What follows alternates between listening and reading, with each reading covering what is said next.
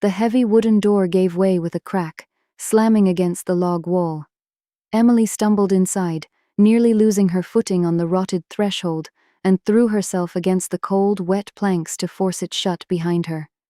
Her fingers, numb from the freezing rain, slipped on the rusted iron bolt, but she managed to slide it into place. Her breath scraped her throat raw. Each pull of icy air sent a sharp ache through her ribs. She pressed her back against the door and closed her eyes. Outside the thin walls of the abandoned hunting cabin, the storm roared through the forest. Wind rattled the old pines, and rain hammered what was left of the roof. But underneath that noise, she could still hear it, the sound she had been running from for the last 2 hours. Dogs. Barking somewhere behind her in the dark, rain-soaked woods. Men shouting over the wind. They were tracking her. Emily clamped both hands over her mouth, terrified that even the sound of her own ragged breathing might give her away. Her clothes were soaked through. The heavy jacket dragged at her shoulders like a weight trying to pull her into the mud. Strands of gray-streaked hair, damp and tangled, clung to her face. Water ran down her cheeks, mixing with sweat. She forced herself away from the door, stepping backward into the pitch-black interior. Her eyes hadn't adjusted yet. 2 uncertain steps into the room, and her foot came down on something soft. A rank smell hit her immediately.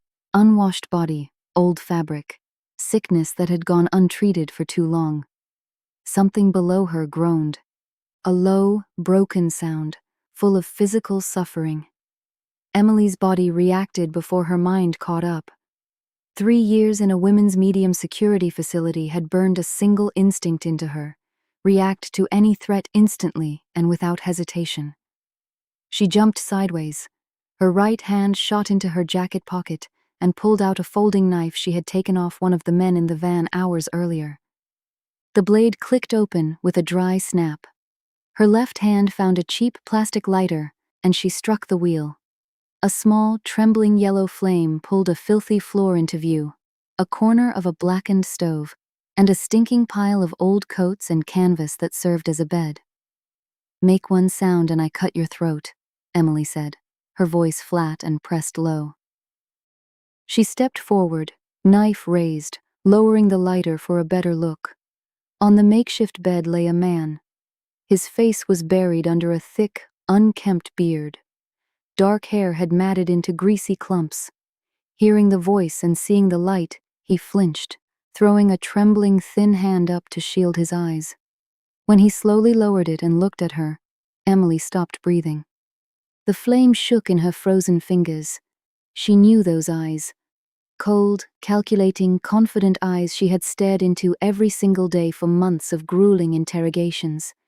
His face had aged and hollowed, and was covered in filth and soot, but there was no mistaking it. Detective Marcus Whitfield, the man who had built the case against her, the man who had destroyed her life with his own 2 hands. Emily stood over him, feeling the cold rise slowly from her soaked boots, climbing up her legs, locking her muscles in place. Her thoughts scattered. How had he ended up here, rotting in this cabin, dozens of miles from the nearest town? 3 days ago she had walked out through the heavy steel gates of the correctional facility. Freedom greeted her with a low gray sky, a biting wind, and absolute emptiness. All she owned was a cheap travel bag with a few changes of clothes, a release document, and hair that had turned completely gray at 36 years old. She should have left town immediately, boarded the first train out, disappeared into some anonymous northern city, started over as a hospice nurse somewhere nobody asked questions. But 5 years of accumulated fury had proven stronger than her survival instinct. On the same day she was released, she went straight to the corporate headquarters of the surgical center she and her husband had built together, pouring in every dollar they had. She had spent years standing at that operating table, responsible for the surgeries, for saving lives, while her husband, Daniel, handled procurement and finances. Emily walked past the stunned security guard without being stopped. Her face was still remembered. Daniel sat behind his enormous desk in his glass corner office, dressed in a flawless Italian suit, leather chair, the picture of comfort. He did not stand when she entered. He only raised an eyebrow, mildly annoyed. Emily looked into his calm, well-fed eyes and said only one sentence. "I'm getting my case reopened, Daniel. I'll find everything you hid." Daniel went pale. His fingers tightened around his expensive pen. He said nothing. He gave a small, barely visible nod to the head of security standing by the door. That was enough. That evening, as Emily walked toward a cheap hostel on the edge of the city, two men shoved her roughly into a black SUV. They took her bag, drove her out of town into the forest. She got lucky. A storm hit, and the heavy vehicle sank into thick mud on a washed-out logging road. While the driver cursed, fighting the wheel, and the second man was distracted, Emily found a forgotten screwdriver under the back seat. She stabbed the guard in the shoulder, grabbed the knife that fell from his jacket, threw the door open, and ran into the trees. And now, after hours of raw animal fear, driving rain and mud, she was standing in an abandoned cabin, staring at the man who had helped Daniel throw her into hell. "Whitfield," Emily breathed. Her voice sounded foreign to her own ears, like it belonged to someone else. The man on the bed swallowed hard. He made no move to shrink back or defend himself. There was no fear in his fevered eyes, only a bottomless, complete exhaustion. "Emily Carter," he rasped. "So you got out." Emily lowered herself slowly onto her knees, pressing the cold blade of the knife directly against his throat. Metal pressed into filthy skin above a pulsing vein. The lighter burned her fingers in her left hand, the plastic starting to soften, but she didn't let go of the button. 5 years, she said, leaning close to his face. Her whole body was shaking. 5 years because of you. You knew I was innocent. Did you see the medical records, Whitfield? You built this case with your own hands. You twisted the forensics. You ignored everything I told you. She pressed the knife handle harder. A thin red line appeared on Marcus's skin. I begged you to look into Daniel's suppliers. I sat in your office and pleaded with you to check his accounts. Then came the trial and the sentencing. Concrete floor. I begged the guards to call a doctor when the pain started. They just turned the television up louder. Her voice dropped, thick and hoarse. I lost my baby on that concrete floor, Whitfield. Because of your paperwork, my child is gone. And here you are, lying on the floor of some cabin. Marcus closed his eyes. His chest rose and fell with a wheeze. He made no attempt to move her hand away from the knife. Leave me, he said, his voice cracked and hollow. There was no pleading in it, only complete indifference to his own life. I've earned this. I'm dragging you down. If they're after you, they'll be here soon. Go. Emily pulled back a few inches, studying his overgrown face. Where's your badge? Where's the comfortable life Daniel paid you for? She asked sharply. Why are you rotting in this filth? Marcus opened his eyes and stared up at the low, soot-stained ceiling. Daniel never paid me anything, he said slowly, gathering strength. He blackmailed me. My mother, Linda, had late-stage cancer. She needed imported medication, constant hospital care. Daniel controlled the supply chain through his network. He told me plainly, either I steer the investigation somewhere false and put you away, or my mother spends her last month in agony on a cot in some hallway. He fell silent, wading through a long fit of dry, hacking cough. I chose my mother, Marcus continued. I broke your life, and it didn't even help. His voice cracked. She died a few years later anyway. The cancer took her regardless, and I was left living with what I'd done. When she was gone, there was nothing left holding me back. I started digging into Daniel quietly. I looked for documents, pulled bank records, went through hospital archives. I wanted to fix it. He paused, riding out another wave of coughing. About a year ago, he found out. On an empty highway outside the city, an SUV with no plates hit me at full speed. They never found the driver. I have a severe spinal injury, paralysis below the waist. I can't walk. Daniel took everything. My apartment got signed over to some shell company while I was still in intensive care. They threw me out on the street. I made it to this cabin before the first freeze, back when I could still get around on crutches. This is where I'm going to end it." Suddenly, Marcus began to shake violently. It wasn't ordinary cold. It was deep, heavy fever. His teeth chattered in a rapid stutter. His body arched against the filthy coats beneath him. The lighter went out in Emily's hand from a careless movement, plunging the cabin back into darkness. But in the dim gray light seeping through the boarded window, she could see him convulsing. Emily pulled the knife away. She threw back the edge of the heavy, mildewed blanket covering his legs. A sharp, sweetish smell of decay hit her instantly. Even in the near dark, her trained surgeon's eye found the cause immediately. His shins and ankles, numb from the injury, were covered in deep, festering wounds, the result of constant exposure to damp, filth, and total lack of hygiene. Severe infection had set in, and that was driving the dangerously high fever. She stood to her full height. Outside, the rain kept falling. The dogs had gone quiet. The men chasing her had likely lost the trail in the water and turned back toward the highway. Emily looked down at the man lying before her. A cold, dark wave of satisfaction rose inside her. She wouldn't need to dirty her hands with blood. All she had to do was turn around, open the door, and walk into the forest. Nature and infection would finish the job on their own. This man had taken her freedom, her career, her name, had taken the most precious thing she'd ever have, her unborn child. This ending, in a filthy cabin, felt like exactly the justice he deserved. Marcus groaned again, his head thrashing weakly against the bedding. Emily walked to the small, grimy window and pressed her forehead to the cold, damp wood of the frame. She thought of Daniel's words at the trial, his false sympathy. She thought of the indifferent faces of the guards. She thought of the judge's blank stare while Marcus read out the fabricated charges.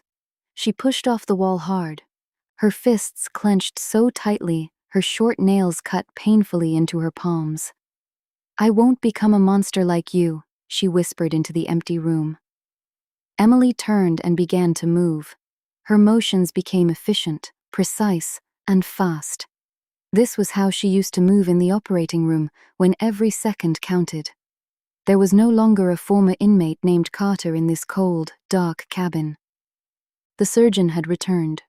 She felt around beneath the collapsed brick stove and found a few relatively dry logs and some old newspaper.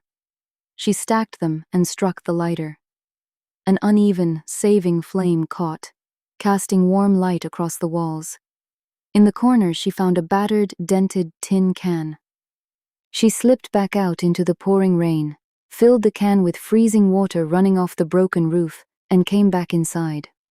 She set the water to boil directly on the glowing embers, then peeled off her heavy, soaked jacket. Underneath was an old but dry flannel shirt issued to her on release, and a thin undershirt.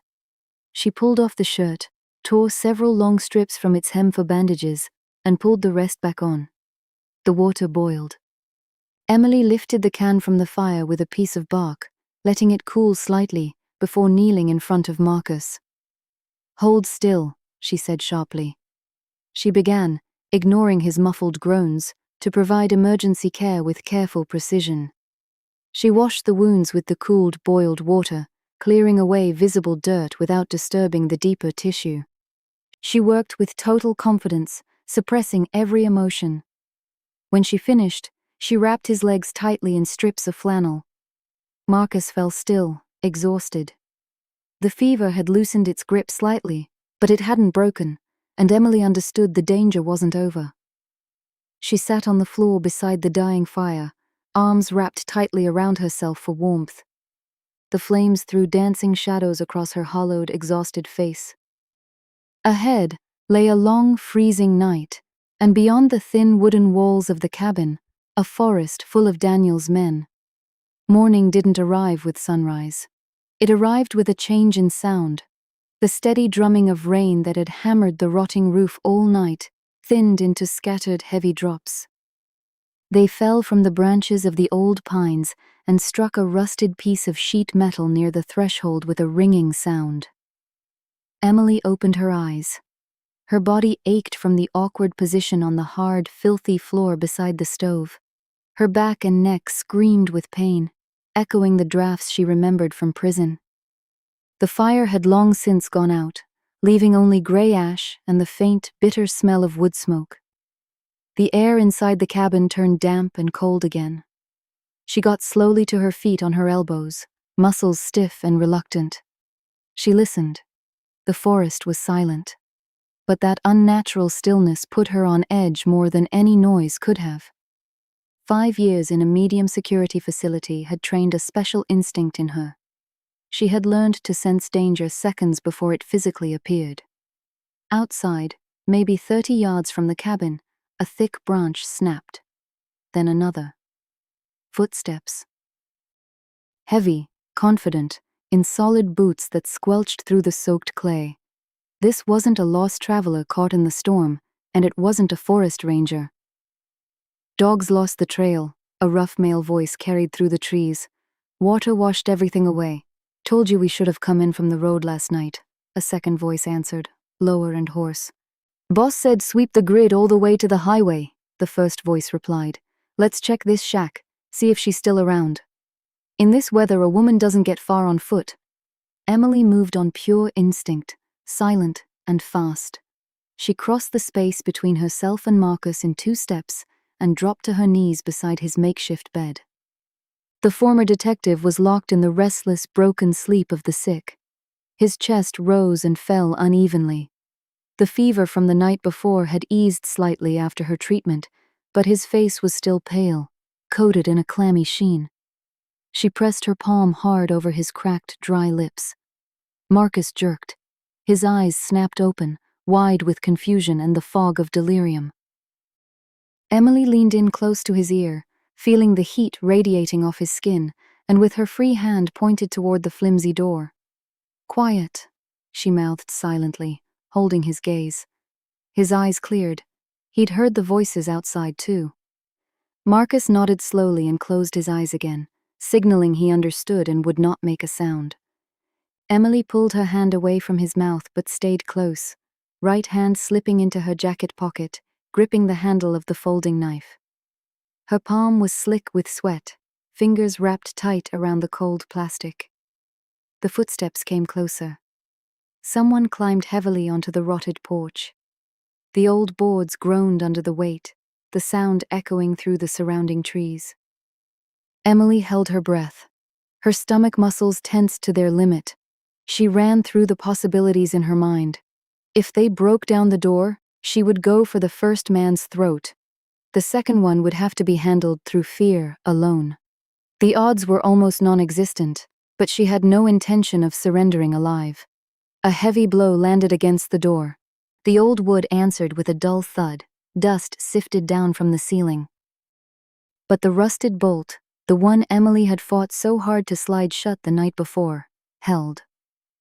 Locked, a hoarse voice said, close now, right behind the thin planks. Someone yanked hard on the metal handle. The bolt screeched. The door gave an inch, letting in a narrow strip of gray morning light, then jammed again against the bent metal. Emily didn't take her eyes off that gap. Forget it, the first voice said, jumping down off the porch into the mud below. Door swollen shut from the wet, wedged itself. No tracks by the door after the rain either. She went for the highway, guaranteed. Let's move before the mud freezes and we're stuck out here with the dogs. They lingered a few seconds longer. A sharp, acrid smell of cheap cigarettes drifted through the gap in the door. One of them had lit up. Then the footsteps began to fade. The wet squelch of mud grew quieter, dissolving into the morning wind moving through the treetops. Emily let out a loud, shaking breath. She rose slowly to her feet, feeling her knees tremble from the strain. Her hand was still locked around the knife in her pocket. They'll come back. Marcus's voice came weakly from the bed, but with absolute certainty. Emily turned. He was looking up at her, fever-bright eyes steady. When they don't find you near the highway, they'll know the trail ended here. They'll come back with more dogs and break down that door. By noon this place will be crawling with Daniel's men. Emily didn't argue. She knew he was right. Staying in the cabin meant certain death for both of them. She began moving quickly, methodically, scanning every inch of the room, cataloging every detail. In the corner, buried under a pile of rotting boards and trash, she found a large sheet of old, stiff canvas tarp. It looked like it had once covered firewood or a roof section, protecting it from rain. She dragged it out to the center of the room. The fabric was filthy and worn through in places, but it was thick and strong. On the wall near the boarded window hung a coil of thick nylon clothesline and a long piece of rigid aluminum wire. Emily's movements turned sharp, economical, calculating. She broke 2 straight, sturdy boards off the collapsed stove. Using the knife, she cut several deep slits along the edges of the stiff top. Her fingers were clumsy with cold. The blade kept slipping, but she methodically threaded the rope through the holes and lashed the fabric tight around the boards. What emerged was a crude, flat sled. Marcus watched her work in silence. "Carter, listen to me," he said finally, trying to prop himself up on his elbows. His arms shook with the effort. "You can't drag me. It's physically impossible. Look at yourself. I weigh nearly 200 pounds. My legs don't work at all. I'm dead weight. You'll break your back before the first mile through this mud. Leave without me. Alone you actually have a chance to reach people." Emily didn't turn around. She was checking the knots on the rope. "Quiet. Help me." She finished with the knots and walked to his bedside. "I need to get you onto the tarp. I'll take you under the arms. Push off the floor with your hands as much as you can. Understood?" Marcus clenched his jaw hard enough for the muscle to jump in his cheek. "I weigh almost 200 pounds, Emily. My legs are dead weight. You'll tear something in the first mile. Go alone. Without me, you have a chance to reach people." Emily knelt down without a word, slid her arms under his back, and gripped him firmly by the ribs. The smell of stale sweat, sickness, and hopeless despair hit her. A smell she remembered too well from her own first months behind bars. That scent of desperation only fueled her anger further. "1, 2, pull," she commanded, ignoring his protest completely. She hauled him toward her with a force that made her vision swim for a moment. Marcus growled through clenched teeth as pain shot through his spine, but he braced his thin arms against the floor and helped shift his own weight. Together, through brutal, straining effort, they got him onto the stiff tarp. Emily was breathing hard, wiping sweat from her forehead with the back of her hand. She quickly folded the lower edges of the fabric and wrapped his motionless legs with the remaining nylon cord so they wouldn't slip loose in the mud. From the long length of rope she made a loop, slung it over her right shoulder and across her chest in the style of a barge hauler's harness. The rope immediately dug into her body through the wet jacket. "Hold on to the boards," she said, moving toward the door. Emily forced the swollen bolt open, kicked the flimsy door with her boot, and stepped out into the cold morning forest. The rope snapped taut instantly, cutting painfully into her collarbone. She threw her whole body forward, digging her boots into the slick clay. The sled with Marcus on it lurched forward with an ugly, grinding screech. The first 200 yards felt like absolute hell to Emily. Her feet kept sliding on wet pine needles and softened earth. The top, weighed down by the man's body, snagged constantly on tree roots, got stuck in deep puddles and ditches. Every time, she had to stop, walk back, lift the edge of the sled with her bare hands, and haul it over the obstacle. She shed her jacket an hour into the walk, tossing it over Marcus's legs. Steam rose off her body. Her face was streaked with mud and sweat that stung her eyes. The thin nylon rope had worn straight through the flannel shirt at her collarbone, rubbing the skin raw. Her palms burned from constantly gripping and re-gripping the cord. The forest felt like an endless, hostile maze. Gray, wet tree trunks blurred together into one oppressive wall. Emily kept walking, orienting herself only by a faint, washed-out patch of lighter sky, which she remembered from old maps meant south. Somewhere out there, 10 or 12 miles ahead, was supposed to be a village called Millbrook, a forgotten, God-forsaken place with no paved road leading to it at all. On one steep incline, the sled jammed solid between two fallen, rotted birch trunks. Emily yanked the rope once, twice. The fabric groaned ominously but wouldn't budge an inch. She dropped to her knees directly in the frigid liquid mud, gasping for breath. Every inhale sent a dull, aching pain through her ribs. Marcus lay on his back, staring up at the low, gray sky. His face had grown even more hollow. Deep, painful shadows had settled beneath his fevered eyes. He turned his head slowly to look at her. Tears were standing in his eyes. They weren't from physical pain, which he had long since grown used to. They were tears of absolute, crushing humiliation as a man. This former detective, a man accustomed to sharp suits and the power to decide other people's fates with a single signature, now lay completely helpless, entirely dependent on the physical strength of a woman whose life he had destroyed. Enough, Emily. His voice trembled. He was fighting with everything he had left to control the emotion in it. Please, I'm begging you, stop. She didn't look at him. Her numb fingers, covered in fresh scrapes and mud, were trying to untangle a knot that had jammed tight against the tree trunk. Leave me, Marcus said, louder, trying to push himself up. You're going to die because of me. We're barely moving. We haven't even made it halfway and you're already collapsing. Leave me in the woods. Cover me with branches. Go. I'm finished. There's nothing left of me. Emily froze. She straightened up slowly, still on her knees in the filthy puddle, and looked directly into his face. Her eyes were completely empty. There was no pity in them, no compassion, and no forgiveness. There was only cold, calculated pragmatism, the look of someone who had learned how to survive. Shut up, she said. Her voice came out sharp and absolutely hard. You think I'm dragging you through this mud out of pity? You think I've forgotten what you did? She crawled closer to him, looming over his face.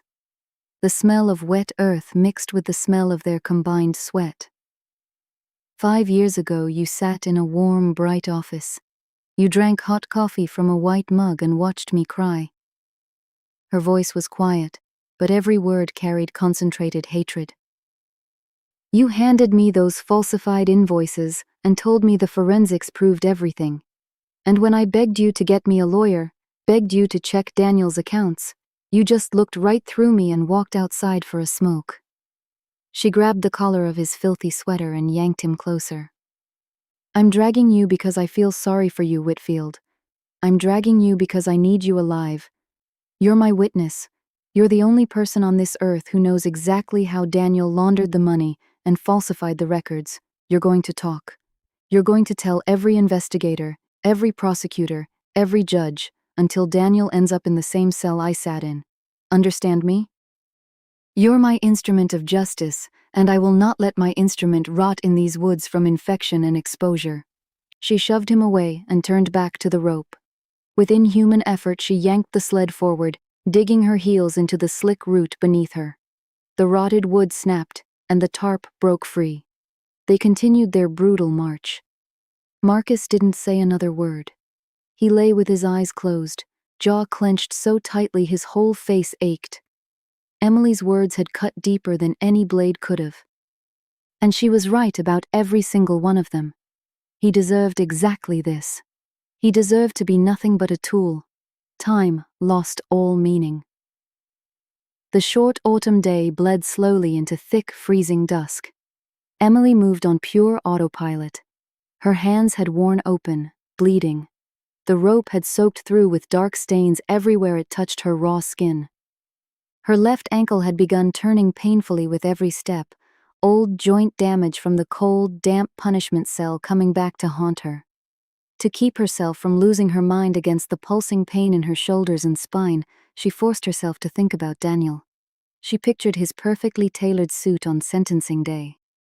She pictured his fake, sorrowful expression while he gave testimony against her.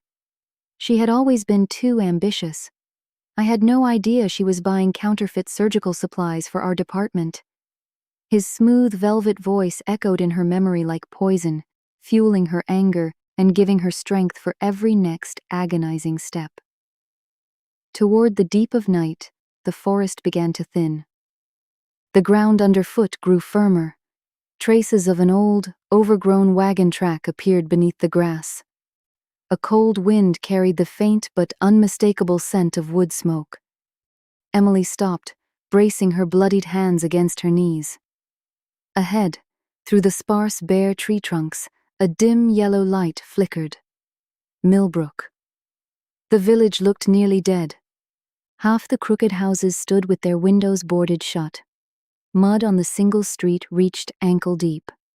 The dogs in this village stayed silent, a reliable sign that hardly any living owners remained.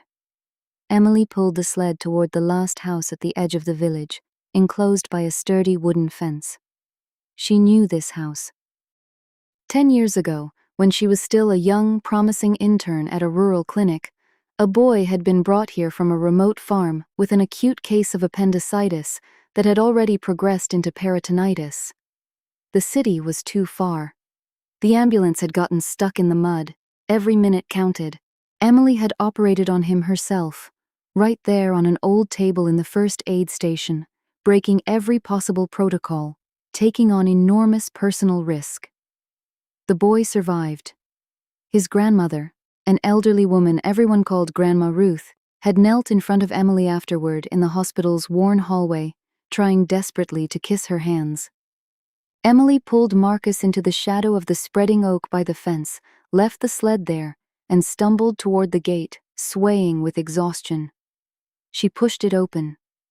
The rusted hinges let out a long, groaning creak. She climbed the low porch steps with great effort and knocked softly but insistently on the dark window pane. A heavy curtain shifted behind the glass. A minute later, a heavy iron bolt rattled inside the entryway. The door opened partway. An elderly, thin woman appeared in the frame, a wool shawl thrown over her narrow shoulders. In her right hand, she gripped a heavy iron poker. Grandma Ruth squinted suspiciously into the darkness. "Who's out there this late?" she demanded, her voice old but surprisingly strong. Emily stepped forward, into the narrow strip of light spilling from the doorway. "Margaret," she rasped. Her throat was raw and dry, her voice cracking. "It's me, Emily Carter, the surgeon." The old woman went still.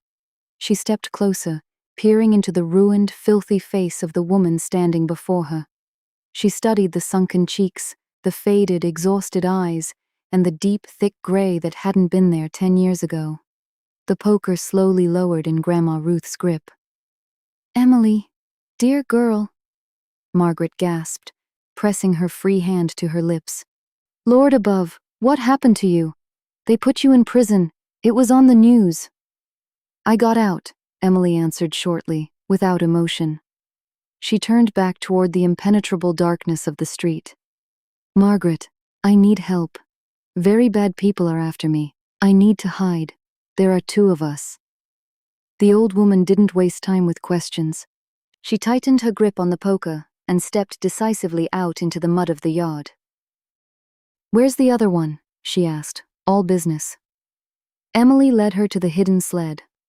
Margaret looked down at Marcus lying motionless, at Emily's bloodied, trembling hands, at the filthy canvas tarp.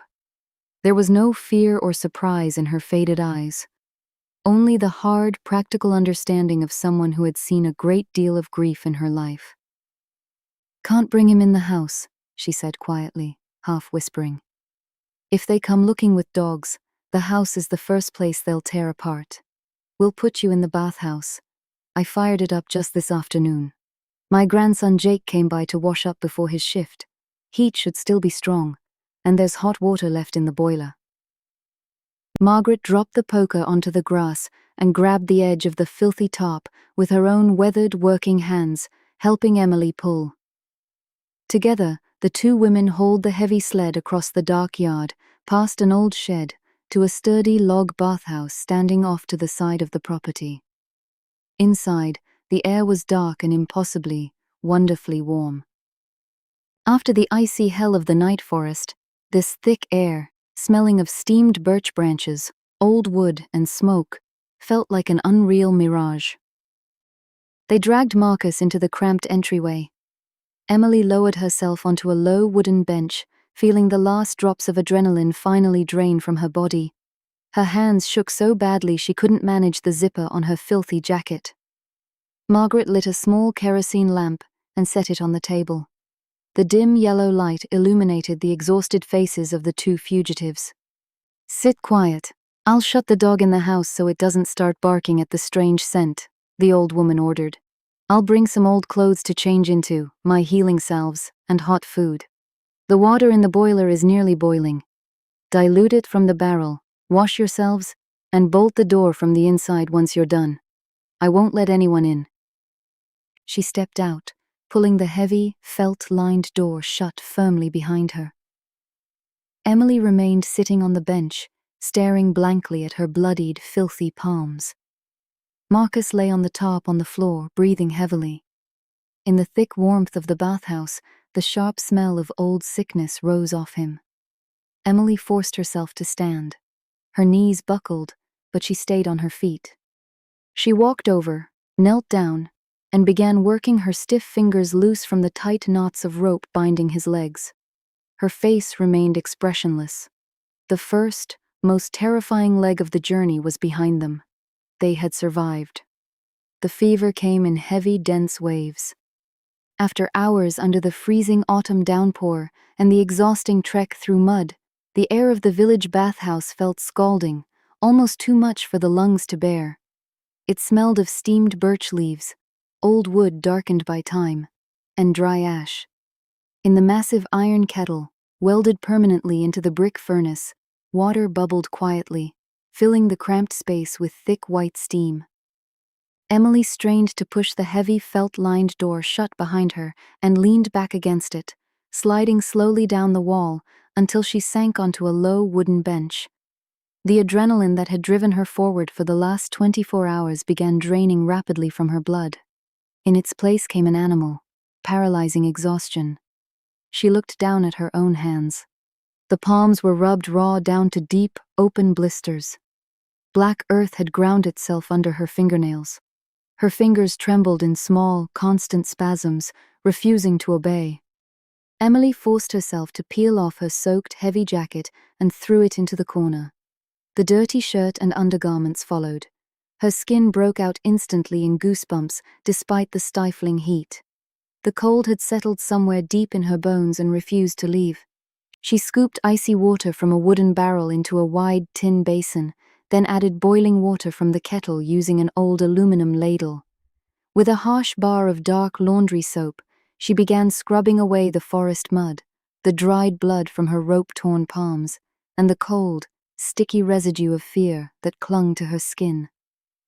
She washed fast, in short mechanical strokes, the same way she had learned to shower in prison, where time was strictly rationed and lingering was dangerous. When the water in the basin turned completely gray, Emily rinsed herself with clean water from the ladle, dried off roughly with a coarse linen towel Margaret had left for her, and pulled on a clean, oversized men's flannel shirt that smelled of cedar and mothballs. The fabric felt good against her clean skin. Now came the hard part. Marcus lay on the dirty tarp in the entryway, covered with an old sheepskin coat.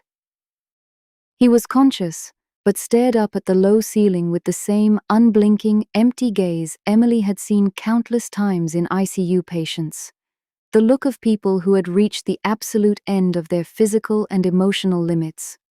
She filled a fresh basin with warm water, grabbed a bar of soap and a clean rag. She walked over and knelt on the wooden floor beside him. "You need to get washed," she said, her voice flat, stripped of all emotion.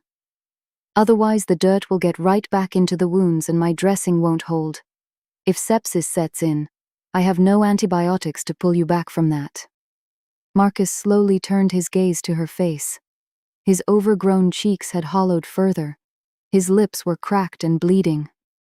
"I'll do it myself," he rasped, barely audible, trying to push himself up on trembling elbows. His wasted arms shook, unable to support his own weight. He fell back with a dull groan through clenched teeth. Sweat beaded instantly on his forehead from the sharp spike of pain. "Don't be stubborn, Whitfield." Emily pulled back the edge of the heavy coat. "We don't have time for your pride. You're not in your detective's office anymore." She worked with cold, professional detachment, the same way she once moved through an operating room. With a sharp knife, she cut away the ruined remains of his clothing, pulled off the filthy, soaked rags carefully, trying not to jostle the damaged legs. She washed his body with hot, soapy water, methodically clearing every inch of skin of the caked clay, swamp filth, and dried blood. Marcus turned his face toward the log wall. The muscles in his neck stood out so tightly, the veins showed clearly beneath the skin. As Emily washed his back, she noticed how much weight he had lost during his illness. Ribs and vertebrae showed sharply beneath thin skin. This former detective, a man who once held the power to ruin lives with a single signature, now lay before her completely helpless, entirely dependent on the movement of her hands. She soaped a rough washcloth and began carefully scrubbing his left shoulder. In that moment, Marcus let out a sharp, broken breath. Emily's hand stopped. A single tear traced a pale path down his filthy, bearded cheek, cutting through the soot. Then another. He made no sound, no sob, fighting to preserve the last shreds of dignity he had left. These were heavy, silent tears, the tears of a grown man crushed by circumstance, tears of unbearable, annihilating shame. It would have been 1,000 times easier to die back in that cold cabin than to lie here naked and helpless while the woman he'd stripped of freedom and career washed the filth from his body. Emily gave no sign she'd noticed. She finished washing him in silence, rinsed him with clean water, and dried him thoroughly with a towel. Then, she carefully treated the inflamed wounds on his shins with an antiseptic salve she found in the bag Margaret had left, and wrapped fresh, tight bandages made from clean strips of cloth. When the dressing was finished, she managed with effort to pull an old but clean pair of sweatpants and a worn wool sweater onto him, clothes that had likely belonged to Margaret's late husband. Soft, shuffling footsteps sounded outside. A gentle scratch came at the wooden door. Emily cracked it open. Margaret, bundled in her wool shawl, silently held out a deep enamel bowl, steam rising off it, and a thick slice of fresh rye bread. Emily closed the door and returned to Marcus. The rich smell of chicken broth filled the small room. The scent was so powerful and real that Emily's head spun for a moment, saliva flooding her mouth instantly. She hadn't eaten a proper hot, home-cooked meal since the day of her release. She sat on the floor beside Marcus and propped a folded sheepskin coat behind his head so he could sit up partially. "Open your mouth," she ordered, scooping broth with an old wooden spoon. Marcus shook his head sharply, jaw clenched tight. In his eyes was a firm, categorical refusal to accept this help from her too. "Eat," I said. "I don't need a corpse." Emily's voice turned to steel. No room for argument. "You need your strength to survive and tell the truth to a proper investigator. Open up. That's a doctor's order." He gave in reluctantly. Emily carefully fed him spoonful by spoonful, watching closely to make sure he didn't choke. Marcus swallowed with great effort. His throat worked visibly beneath thin skin. He kept his eyes on her face, and in that gaze she saw so much guilt and unspoken pain that she finally had to look away, fixing her attention on the rim of the enamel bowl instead. She fed him exactly half, then quickly and hungrily ate the rest herself, barely registering the taste, just pushing the warmth into her body. Later that same night, Margaret moved them from the bathhouse to the summer kitchen, a small insulated wooden lean-to attached to the main house. Inside stood a small but working iron stove, an old sagging couch covered with a patchwork quilt, and a sturdy wooden cot. For the rare neighbors who remained in the dying village, the old woman had already invented a solid cover story. distant relatives from the city. Her husband was badly hurt in a car accident, and his wife is caring for him. They wanted some quiet and fresh air. Long, monotonous days of hidden existence began. The window of the summer kitchen stayed permanently covered with a heavy dark blanket. Emily only stepped outside early in the morning before dawn or late in the evening under thick cover of darkness. She threw herself into helping Margaret with the farm work, splitting firewood with a heavy axe, hauling icy buckets of water from the well at the edge of the road, shoveling snow. The grueling physical labor was her only escape from the crushing weight of memory, and it kept her from losing her mind to the constant fear of being found. In the evenings, when the village sank into thick, total darkness, the two of them sat in the dim light of a small kerosene lamp. The electricity stayed off out of basic caution. It was during those long, quiet hours that Marcus began to talk. He told her everything in a flat, hollow voice, without inflection, as though reading a dry police report aloud in an empty room. "Daniel wasn't just laundering money out of the clinic, Emily," he said one night, staring at the flickering yellow flame through the narrow slot of the stove door. "He built an entire multi-level network of shell corporations, surgical equipment, disposable supplies, expensive imported implants, all purchased through official channels from top European manufacturers, on paper. In reality, he was buying cheap, uncertified knockoffs from Asian suppliers. The difference, tens of millions, went straight into offshore accounts. And as chief surgeon and co-owner, you signed off on every purchase order without vetting the actual suppliers. You trusted your husband, and he used your signature systematically, so that if any audit ever came, you'd be the one holding the bag as the mastermind." Emily sat on a hard wooden stool across from him, lips pressed tight. Her fingers picked nervously at the frayed hem of her flannel shirt. "And when the prosecutor's audit started, you just accepted his fabricated paperwork?" she asked quietly, her voice trembling with restrained emotion. "You were an experienced detective. You should have traced the money through the accounts, found the shell companies, pulled the customs records." "I did trace it." Marcus dropped his head, hiding his face in shadow. "I found serious inconsistencies right away. Within the first 2 weeks of the investigation, I called Daniel in for an official interview. That same evening, an unmarked car pulled up outside my house. His people were inside. They didn't say a word. They just showed me my mother's medical chart. They knew exactly when the nurse gave her the injection at the oncology center. They knew the name of her attending physician. Daniel controlled the supply quotas on the exact rare pain medication keeping her alive. He sent me a simple message. Either I steer the investigation false, close my eyes to his schemes, and build the case against you, or my mother spends the last, most agonizing months of her life screaming in a hospital hallway with nothing to ease the pain." Emily stood up abruptly. The wooden stool scraped backward with an ugly screech across the floorboards. "And you chose to sacrifice me instead?" Her voice broke, dropping into a low, furious whisper. She stepped closer to him. "You saved your mother by sending me to hell." Her voice cracked entirely now. "Do you have any idea what a concrete floor feels like in a punishment cell in November? Do you know what it's like to curl into a ball, crying out for a doctor, feeling everything inside you tearing apart, while a guard on the other side of a steel door just turns the television up louder? I lost my baby on that concrete floor, Whitfield." She grabbed an aluminum mug of cold, leftover tea off the table and hurled it against the log wall with all her strength. The mug clattered into the dark corner, splashing liquid across the wood. Marcus flinched at the sound but kept his eyes down, refusing to meet hers. "I know what I did," he said, barely a whisper. "I see it every single night in my nightmares. When my mother finally died a few years later anyway, I lost every reason I had left to keep living. But I decided I had to fix it." Emily was breathing hard, staring at his hunched, defeated shoulders.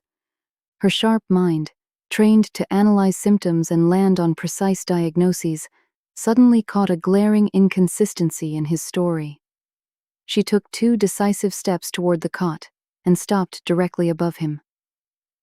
Back in the cabin, you said you were gathering documents, that you wanted to fix things.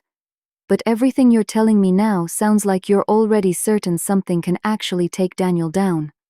It's been 5 years. Financial records get destroyed. Shell companies get dissolved.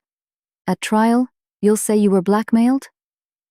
They'll paint you as some vindictive, unstable cripple out to ruin a successful businessman. You have nothing on him. Where's this confidence coming from, Whitfield? Marcus tensed. His fingers went white, gripping the edge of the rough wool blanket. I know this system from the inside, he said, avoiding the direct question, looking away. I know exactly where to look. We'll find old bank statements. I remember the account numbers. You're lying, Emily said flatly. You're lying to my face right now. You have something on him, something concrete, or you wouldn't sound this calm. What are you hiding from me? Marcus said nothing.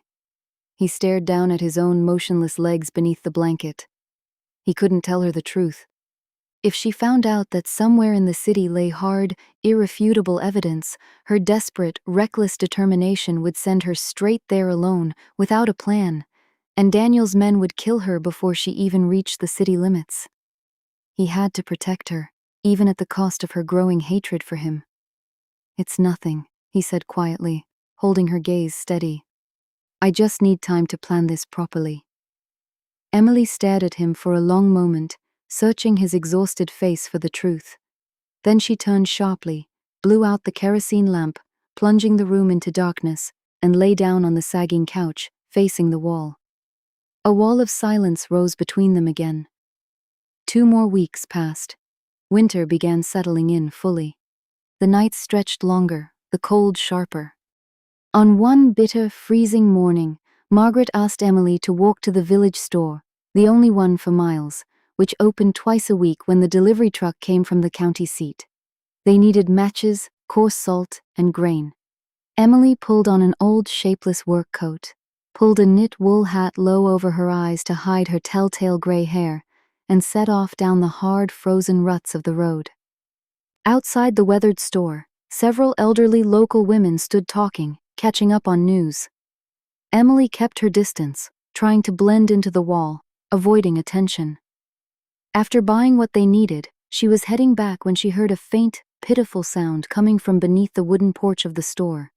She stopped. The sound came again, weak, broken, full of pain. Emily crouched down in the snow and peered into the darkness under the rotted boards. Huddled in the farthest corner was a puppy, soaked and coated in filth. It looked about 5 months old. From the shape of its broad head and the size of its clumsy, oversized paws, Emily guessed it was mixed with some large guard dog breed. But it looked awful. Its coat was matted with dirt, and it was severely malnourished. Ribs showed clearly beneath the skin. Someone had cruelly turned it out into the cold to starve. Emily slowly extended her hand into the shadows. The puppy didn't growl. It simply didn't have the strength left.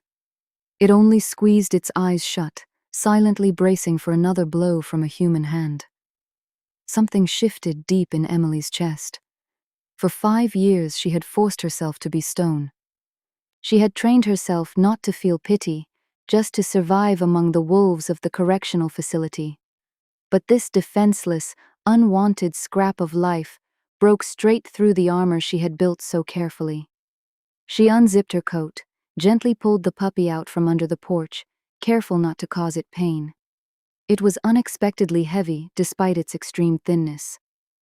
Emily pressed the filthy little bundle to her chest, wrapped her coat tightly around it to share her warmth, and hurried toward Margaret's house. The old woman, seeing what Emily had brought home, only shook her head heavily, but went without a word to warm milk on the stove. Emily set up a warm spot for the puppy in the corner of the summer kitchen, laying down an old quilted blanket folded several times over. She washed the matted fur with warm water and fed it small amounts of warm milk from a shallow bowl, careful not to overwhelm its starved stomach with too much at once. The puppy ate hungrily and quickly fell into a deep, restorative sleep, its paws twitching in dreams. Marcus watched her silently the entire evening from his cot. He asked no questions, but Emily noticed how much his gaze had changed while he watched her tending to the dog. Something bright had entered his eyes. That night, Emily couldn't fall asleep for a long time. The old nightmare came back to her again, the punishment cell, the cold concrete underfoot, the scream she could never let out. She woke deep in the night to a quiet, steady sound in the room, a scraping noise like something heavy being dragged across the wooden floor. She froze on the couch, holding her breath. Faint moonlight filtered through a gap in the curtain, casting weak light across the summer kitchen. What she saw made her heart clench painfully. Marcus was on the floor. He had slid himself off the high cot. Emily couldn't even imagine the brutal physical effort it must have taken him to drag his own heavy, useless body down without making a sound. He lay on his stomach, propped on his worn elbows, slowly, teeth gritted against the strain, dragging himself toward the corner where the rescued puppy slept.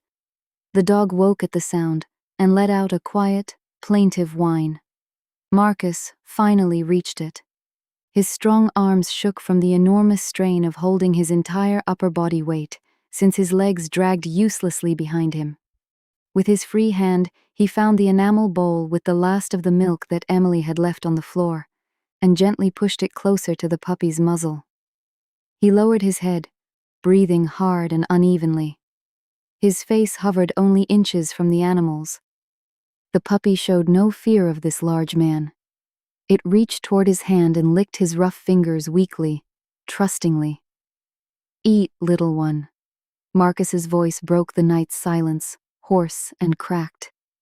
There was none of his old professional composure in it, none of his former masculine hardness, only a bottomless, consuming sorrow. "Drink your milk. You need to build your strength to live." He carefully stroked the puppy's head with his fingertips. "There's no forgiveness for me in this life," he whispered, barely audible, as though speaking only to himself in the dark. "I took everything from her, and your life is only just beginning. Live, little one." Emily lay on the couch without moving. She watched the broad back of this man, stretched tight beneath an old borrowed sweater, watched his tense shoulders trembling from both physical and internal pain. And in that moment, something inside her finally, completely broke. The wall of accumulated hatred and grief she had spent years so carefully building between them collapsed. She suddenly understood, with the clear, precise clarity of a physician, that Marcus wasn't only broken physically, he was executing himself every single second he continued to exist. He was serving a life sentence inside his own paralyzed body and his own conscience. And that invisible prison was far more terrifying than the one she had survived. She didn't stay lying in the dark. Emily pushed back the quilt, stood barefoot on the cool floorboards, and walked toward him. Marcus startled at the sound of footsteps behind him and tried quickly to pull himself back, to retreat into the shadows, like someone caught in the act. "Don't move," Emily said softly, without a trace of her usual iciness. She knelt down beside him on the floor. For several long seconds they sat together in silence, watching the puppy finish the last of the milk. Then Emily reached out and firmly slid her arms under Marcus's shoulders. "Come on, Whitfield. Lean on me. I've got you." He looked up at her. In the dim moonlight, shock was written plainly across his exhausted face. He said nothing, but gripped her shoulders tightly. Together, breathing hard, they lifted him off the floor and got him settled back onto the wooden cot. Emily straightened the blanket over him carefully, tucking the edges in so no draft could reach him from the floor. "Thank you," he said hoarsely. "Sleep," Emily answered simply. She returned to her own couch. For the first time in 5 long years, the consuming hatred wasn't burning in her chest. In the cold summer kitchen, under the quiet, sleepy breathing of the rescued dog, something new, fragile, and important was beginning to take root between the two of them. The ice had finally started to break. Wood shavings drifted softly down onto the plank floor of the summer kitchen, curling into neat pale spirals. The air smelled of fresh birch and strong tea. Marcus sat in a wide wooden chair, custom built for him by the local carpenter. The former detective had secured a long plank between two braces on the workbench and was running a handplane along it in smooth, confident strokes, peeling away thin curls of wood. Over half a year, his body had visibly changed. Forced immobility combined with daily physical labor had done its work. His shoulders had broadened. His arms had filled with heavy, hard muscle from constant use. Unable to walk, he'd taken on every task that could be done seated. He repaired broken tools, sharpened axes and knives, sorted through old equipment, built new stools and shelves for Margaret. The repetitive work kept him from losing his mind to thoughts of his own helplessness. Beside him, resting his massive, broad head on Marcus's thigh, lay Baikal, breathing slow and heavy. From a starving, dying scrap of matted fur, he had grown into a large, powerful dog with a wide chest and strong legs. The dog recognized only two people in the world. Emily was his savior, the deity who had carried him into warmth. But he never left Marcus's side, not for a moment. The animal seemed to sense some instinctive need to protect the man who had once dragged himself across the floor in the middle of the night to feed him his last bit of milk. Emily stood by the old cast-iron stove, stirring a thick pot of wild berry jam with a long wooden spoon. The sweet, tart smell filled the small room, mixing with the scent of fresh-cut wood. She wore a simple cotton house dress, her gray hair tucked neatly under a kerchief.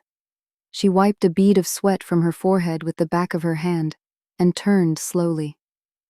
Marcus set the plane down on the edge of the workbench. He ran a broad, calloused palm across the smooth wood, checking the quality of his work. At that moment he lifted his head. Their eyes met. A long, peaceful pause settled over the summer kitchen. The only sounds were the quiet crackle of firewood in the stove and the dog's steady breathing. Over these long months of survival together, every barrier built from old pain, guilt, and hatred had dissolved between them. They no longer needed long speeches to understand each other's state of mind. Emily saw before her not a broken invalid demanding pity, and not the cold, cruel detective in a sharp suit.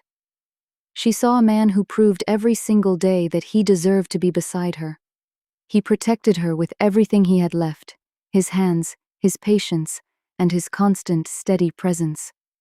She took the jam off the heat, poured hot herbal tea into a clay mug, and walked over to him.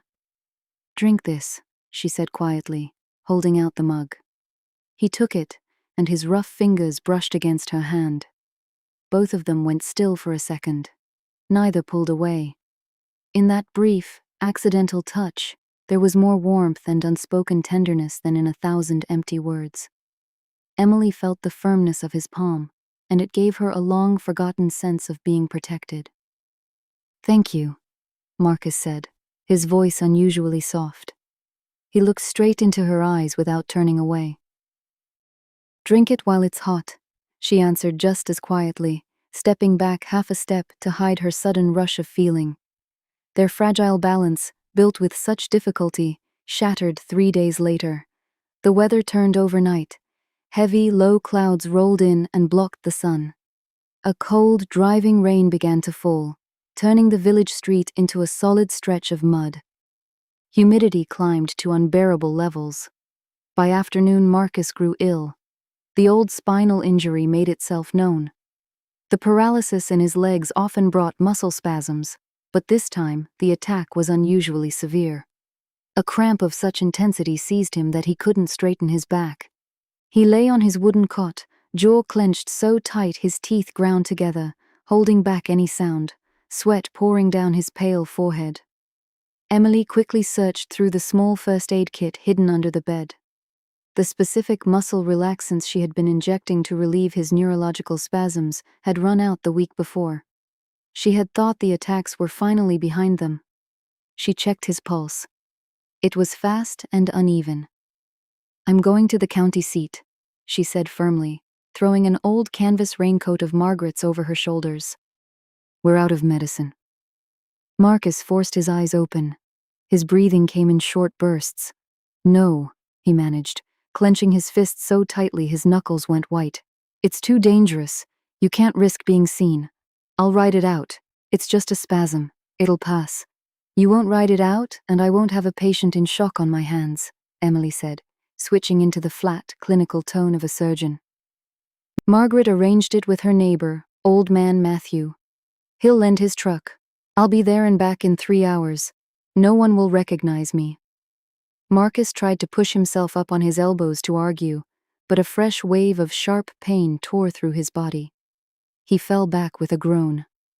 Baikal whined anxiously, padding to the cot and licking at his hand hanging over the edge. Emily stepped out into the rain, pulling the door firmly shut behind her. The drive to the county seat took over an hour. The rain-soaked road had turned into a dangerous trap. The old truck swayed violently from side to side, wheels sinking deep into the mud. Emily drove carefully, her fingers white-knuckled on the wheel, eyes straining through the rain-streaked windshield. She parked in a narrow lot beside the only large pharmacy on the edge of town. Pulling the raincoat's hood low over her gray hair and half her face, she walked in fast. The pharmacy smelled of antiseptic and old floor cleaner. Emily quickly rattled off the complicated names of the vials and tablets she needed, paid with crumpled bills Margaret had given her, and shoved the bag into her pocket. She was in a hurry. An uneasy, gnawing sense of danger was building inside her. Her survival instinct told her clearly that she wasn't safe here. She stepped back out onto the porch. The rain had grown heavier, flooding the steps. Emily ducked her head and ran for the truck without looking around. She didn't notice that 30 yards away, on the opposite side of the street, a tinted window on a parked black SUV was slowly rolling down. The man behind the wheel took a slow drag on his cigarette, his sharp gaze locked on the figure in the raincoat. He knew this woman. He'd spent months searching for her across every county seat and small town within 100 miles. The man pulled a phone from his jacket and dialed.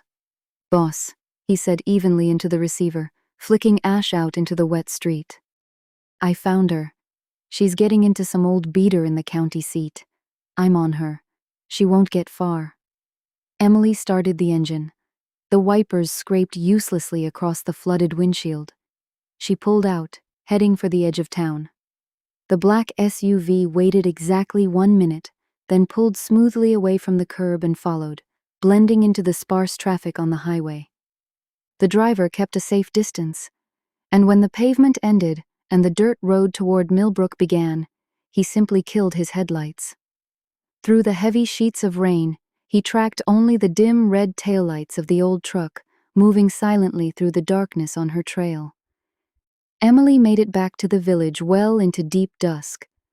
She went straight into the summer kitchen, washed her hands under icy water at the basin, and gave Marcus an intramuscular injection. 20 minutes later, the drug took hold. His muscles began to relax, the hard tension in his face easing, his breathing evening out. Worn down by hours of unbearable pain, he sank into a heavy, deep sleep. Emily sat beside him on a stool, listening to the heavy rain drums steadily on the tin roof. Exhaustion pressed down on her like a physical weight. Night settled fully. The rain turned into a true icy downpour, driven by gusting wind. The old wooden walls creaked and groaned. Suddenly, Baikal, dozing by the threshold, snapped his head up sharply. The fur along his spine rose, transforming the dog instantly into a menacing, alert animal. He didn't bark. A low, vibrating sound rose from deep in his chest, a guttural, warning growl. Emily jolted awake instantly. Her prison-trained habit of sleeping with one ear open had never failed her. Moving carefully to avoid the creaking floorboards, she rose from the stool, crossed to the shuttered window, and pulled the edge of the thick curtain back with 2 fingers. A large black SUV sat parked by the flimsy wooden gate. Headlights off, engine silent. In the weak glow of a distant street lamp, Emily could clearly make out 3 large male figures. One of them was working at the gate latch. Everything inside her clenched at once. Her breath caught in her throat. They found us. The latch clicked open quietly. Metal scraped against the gate bracket. 3 men entered the yard. They moved with confidence, like they owned the place, heading straight for Margaret's main house. In the lowered hand of one man, something long and metallic caught a faint gleam. A heavy tire iron. Marcus woke at the sound of Baikal's growl. He pushed himself up on the cot, instantly reading the tension in Emily's posture at the window and the rigid line of the dog's spine. His years as a detective told him the situation before Emily said a single word. "Who's out there?" he mouthed silently, leaning forward. 3. Her voice fell to a barely audible whisper. "Headed for the house." Marcus's face went hard. He understood everything in a fraction of a second. These men wouldn't ask questions. If they went into the house after Margaret, the old woman would be the first to die. Then they'd tear apart the whole property and find the summer kitchen. Emily and Marcus had no weapon, no way out. Emily couldn't fight off 3 trained men alone. He had to give her a chance. He had to pull all of their attention onto himself, become the sole and only target. "Open the door," Marcus commanded. There was no room for argument in his voice. It was an order. "What are you doing?" Emily spun around. Her eyes went wide with fear as she watched him haul his heavy body toward the edge of the cot. "I said open the door and hold the dog." Emily mechanically slid the iron latch free. Marcus braced his strong arms against the wooden floor and dragged his body forward with a hard pull, straight toward the threshold. He didn't try to climb down carefully. He simply pushed himself off the edge and dropped, landing hard in the freezing, churned-up mud of the yard. "Hey." His voice cut through the sound of the rain and wind. He propped himself up on his elbows, lying in the mud, staring at the dark shapes near the house. "Looking for someone?" "I'm right here." The 3 men stopped short and spun around toward the shout. One of them thumbed on a heavy tactical flashlight. A blinding white beam sliced through the darkness of the yard and landed squarely on the man lying in the mud. "Well, look at that," one of the intruders said, smirking as he stepped closer. His voice dripped with contempt. The crippled detective crawled pretty far. "Where's your woman?" Marcus stayed silent, staring hard at the men closing in. Freezing water instantly soaked through his thin clothes, chilling him to the bone. One of them drew back his foot, preparing to slam his heavy boot into Marcus's ribs. At that exact moment, a massive black shape burst through the open door of the summer kitchen. Emily physically couldn't hold the thick leather leash. It tore straight out of her hands. Baikal didn't bark. A real guard dog never wastes breath barking mid-attack. In 2 enormous bounds, he closed the distance from the threshold to the men. With a heavy, solid impact, he slammed his front paws into the chest of the closest man, the one about to kick Marcus. The man was thrown backward 2 full yards, crashing hard onto his back in the mud. The flashlight flew from his hands and rolled through the grass. Baikal stood over him, legs planted wide. From his throat came a primal, bone-chilling roar, and the other 2 men instinctively stumbled back. The dog's massive jaws snapped shut with a violent crack, pinning the fallen man in place. The tire iron slipped from his weakened fingers. "Fall back!" the second man shouted, sprinting for the gate. "Go! Go! She'll tear him apart!" The man on the ground twisted violently free from under the dog, leaving a torn piece of his jacket in Baikal's mouth, and scrambled up, slipping in the mud, chasing after his partners toward the exit. They hadn't expected this kind of resistance. Their plan had been to quietly terrorize 2 helpless people, not fight off an enraged, massive animal in pitch darkness under freezing rain. Car doors slammed. An engine roared to life. The SUV tore off, vanishing into the night. Emily ran out into the rain. Baikal stood breathing hard by the open gate, staring intently into the darkness of the street. She rushed to Marcus. He lay in the mud, his whole body shaking violently. Freezing rainwater ran over his pale face. Why? Why did you do that? Emily dropped to her knees straight in the puddle, trying to lift him by the shoulders, her hands slipping over the soaked fabric of his shirt. I drew them off, he stammered through chattering teeth. Get us inside. They'll be back. With enormous, straining effort, gripping every step, they hauled him back up onto the porch and into the summer kitchen. Emily stripped away his soaked, ice-cold clothes, rubbed his frozen body vigorously with a rough linen towel, and buried him under every blanket and coat she could find in the room. But the cold had already sunk too deep into his weakened system. 2 days later, on top of severe exposure, exhaustion, and the infection he'd recently fought off, Marcus's condition sharply deteriorated. On the morning of the 3rd day, he couldn't lift his head from the pillow. His face burned with fever. An unhealthy bright flush colored his cheeks. His breathing turned rapid and shallow, accompanied by a heavy wheeze deep in his chest. A dry, tearing cough shook his entire body until he was left utterly spent. Emily understood everything without needing a stethoscope. On top of severe hypothermia, Marcus was developing pneumonia. Margaret, slipping quietly through the back gardens, brought the village nurse, an elderly, weary man named Walter. He listened long and carefully to Marcus's chest through an old stethoscope. With every labored breath, his expression grew grimmer. Pneumonia, Walter said quietly. Looks serious, likely both lungs. Breathing's badly compromised. Given his old spinal injury, his weakened immune system, and how run down his body already is. He hesitated, avoiding Emily's direct stare.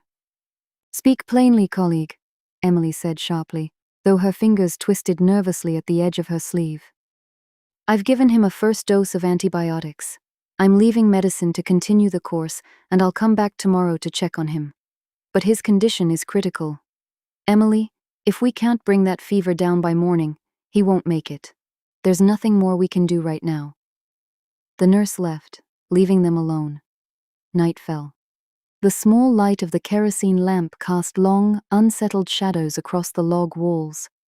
Marcus lay with his eyes closed, drawing loud, heavy breaths. His chest heaved. He began to slip into delirium, mumbling broken fragments of old sentences from another life.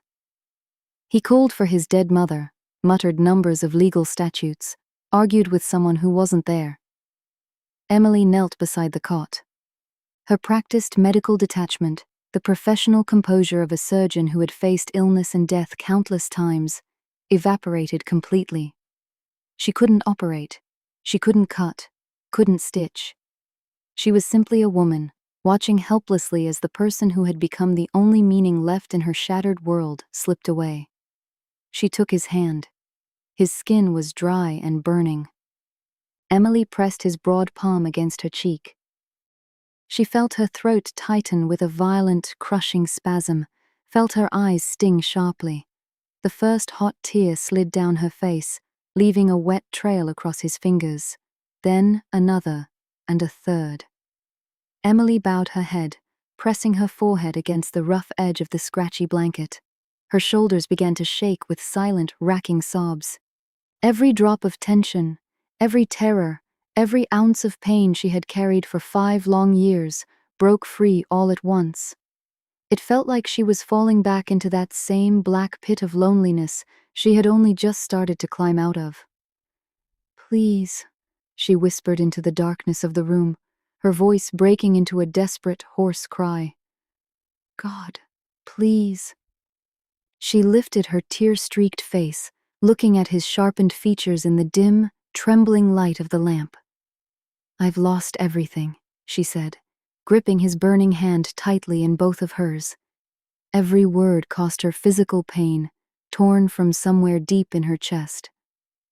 I lost my child on that concrete floor. I lost my freedom, my name, my career. I have nothing left. Nothing at all. She pressed her lips to his fingers, eyes squeezed shut, tears streaming without pause. Don't take him from me. Emily prayed as she had never prayed in her life. It was a cry of pure, absolute desperation. Let me stay poor forever. Let me spend the rest of my life hiding in these filthy woods, flinching at every sound. I accept all of it. Just let him live. Let him stay mine. Marcus groaned faintly in his delirium, his hot fingers stirring weakly in her grip. Emily didn't let go. She stayed on her knees on the hard floor until dawn, giving him all the warmth she had left, never once closing her eyes, fighting for the man she now loved more than her own life. The crisis broke on the 5th night. The fever, which had held at a dangerous peak, sapping the last of his strength, finally began to fall. The air in the summer kitchen, which had grown thick with the smell of illness and sweat, felt cleaner. Marcus's breathing, which had frightened her with its tearing rasp the night before, evened out. He opened his eyes. Through the gap in the curtain, pale spring dawn was breaking. Marcus stared up at the wooden ceiling for a long time, studying every crack in the darkened wood, slowly realizing he was still alive. His chest ached with every breath. His muscles felt foreign, but the fog in his mind had cleared. Emily was asleep, sitting on the floor, her head resting on the edge of his cot. She still wore the same faded sweater. Her face was deeply drawn, dark shadows carved beneath her closed eyes. Even in sleep, her fingers stayed tightly wrapped around the edge of his rough wool blanket, as though afraid he might vanish the instant she let go. Baikal lay curled nearby, nose tucked into his own tail, breathing slow and steady. Marcus, moving carefully to avoid creaking the springs, shifted his right hand and gently touched her tangled graying hair with his fingertips. She woke instantly, the reflex of someone conditioned to sleep in constant tension.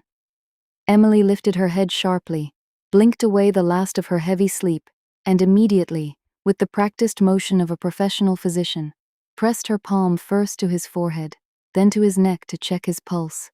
Her cracked lips moved silently, counting. "No fever," she said. Her voice came out rough with exhaustion, but carried enormous, barely contained relief. She leaned back against the log wall, closed her eyes, and let out a slow breath. He pulled through. Marcus watched her in silence. He felt weak, but his mind was working clearly again. He understood the most important thing. The time for hiding was over. Daniel's people had found them here, in this remote corner of nowhere. Next time they wouldn't come with only 3 men, and they wouldn't come empty-handed. He could no longer protect Emily from a wheelchair in a forgotten village. They needed to act, or they would simply be killed. "We need to talk," he said. His voice was weak and cracked, but the tone was hard and focused. Emily opened her eyes. She caught the shift instantly. This wasn't a helpless patient speaking. It was the former detective.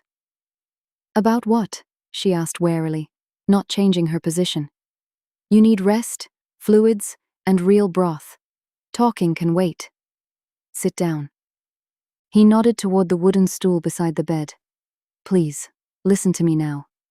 Emily rose slowly from the floor, working the stiffness out of her legs, and sank onto the hard seat. She kept her focused, tense eyes locked on him. "You asked me once, in the very first days, when we just arrived here.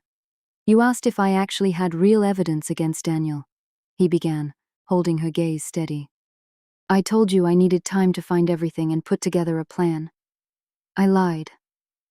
Emily went still. The air in the small room turned heavy. Her hands, resting calmly in her lap, slowly curled into fists. "What are you saying?" Her voice dropped, going quiet and level. "I gathered evidence against him long before that car hit me on the highway," Marcus continued, forcing himself not to look away. "I pulled the old clinic archives. I found the withdrawal records from the offshore accounts. I have scanned copies of the falsified invoices for the uncertified medical equipment he was buying. More than that, I have copies of recorded phone calls where he talks openly about kickbacks with suppliers and the scheme to forge your signature. I copied everything onto a single encrypted flash drive. It's solid evidence. If it all checks out under forensic review, Daniel is going to have a very hard time fighting his way out of this." A long, heavy silence settled over the summer kitchen. The only sound was Baikal shifting his paws in his sleep. Emily breathed hard through her nose, her chest rising and falling rapidly. "Where is it?" she asked. Every word came out forced, deliberate. "At my old apartment in the city," Marcus answered. "About a week before that SUV hit me on the highway, I realized I was being followed. I couldn't keep the documents at work or in a bank deposit box. Daniel's people would check those first. I hid the drive inside the kitchen ventilation shaft. There's a double metal grate. You have to remove the inner panel and reach far down into the duct. It's taped in place with construction tape." Emily stood up. The stool scraped back hard across the floor with an ugly screech. She took 2 steps toward the window, turned, and looked at him like she was seeing a complete stranger. "You knew," she said, each word deliberate. Her voice held no shouting, only a cold, rising fury. "You knew this whole time exactly where the documents were. Documents that could put him behind bars. Documents that could restore my name. And you said nothing. 6 months. 6 months we've been sitting here in this filth and you said nothing. Emily, listen to me." Marcus tried to push himself up on his elbows, but the weakness got the better of him, and he sank back against the pillow with a groan. "No, you listen." She stepped closer to the cot. Her face had twisted with pain. "We're hiding in the woods. I dragged you through a swamp on my own back. I chop firewood and flinch at every dog barking in the street. We live in constant animal fear. And the key to our salvation was sitting the whole time in some city apartment's ventilation shaft. If I had told you the truth on the very first day, what would you have done?" Marcus raised his voice, cutting through her words.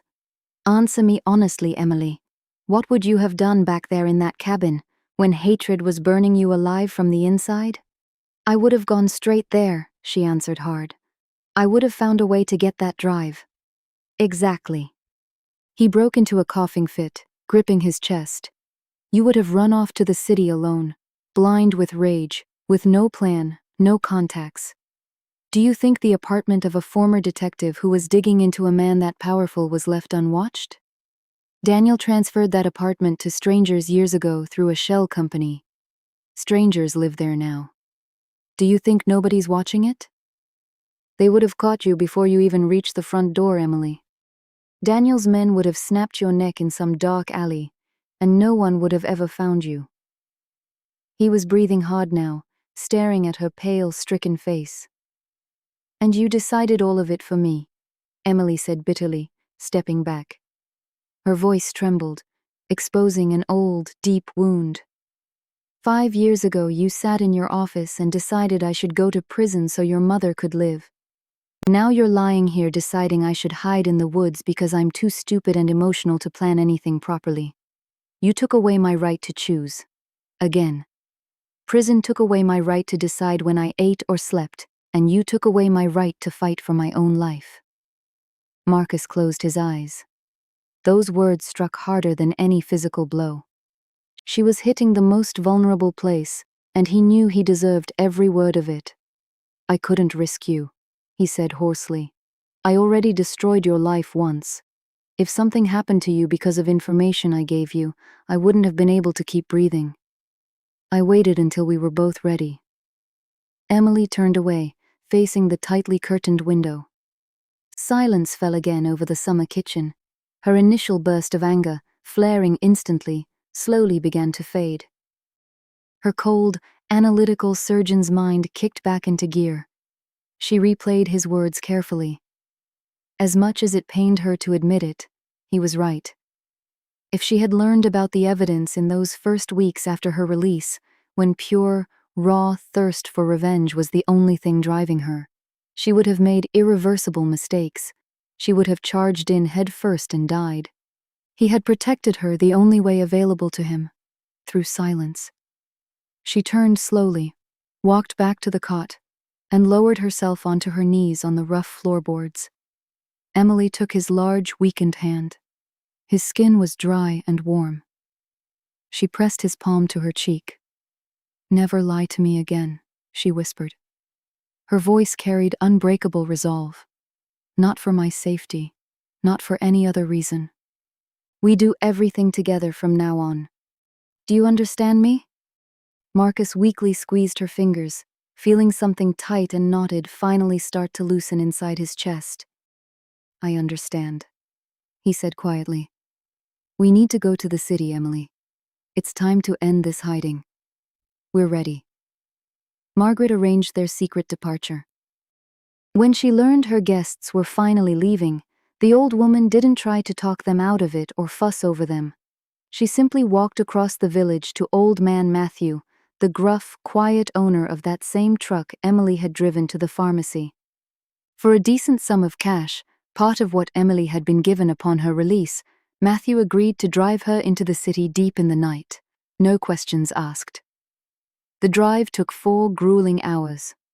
Marcus rode in the back seat, half reclined against a stack of old jackets and quilted blankets to soften the jolting of the rough road. His back ached, but he endured it silently, jaw clenched. Baikal lay at Emily's feet in the front, sniffing warily at the unfamiliar smells of gasoline and old vinyl.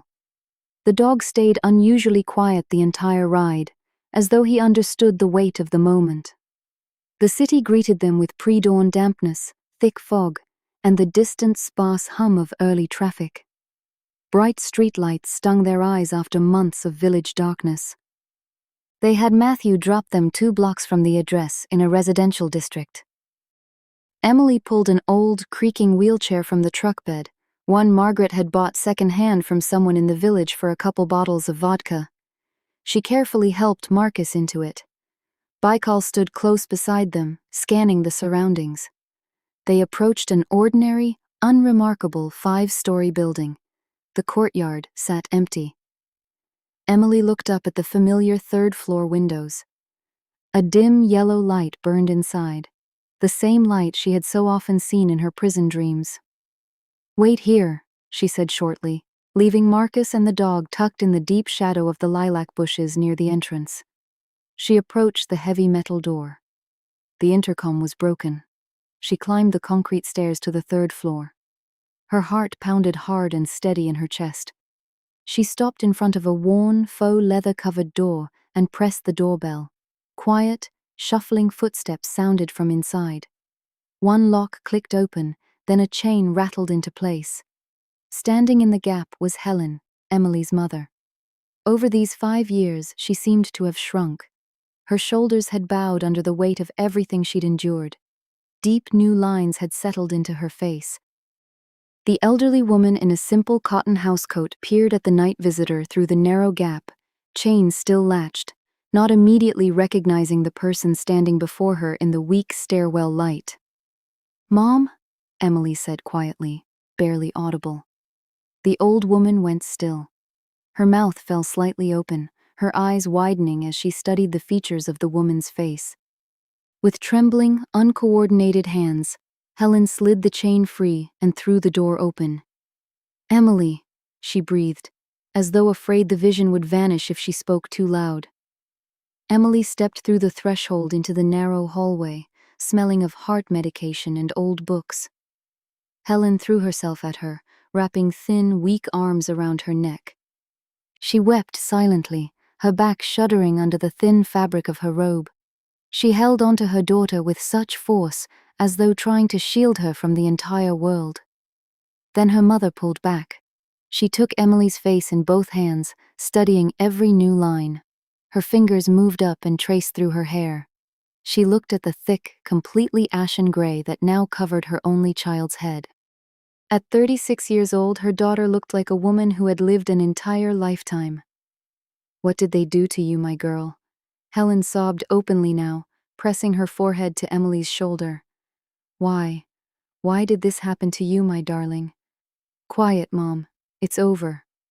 "I'm alive," Emily said, stroking her mother's trembling back, swallowing her own hot tears. Her throat closed around the words.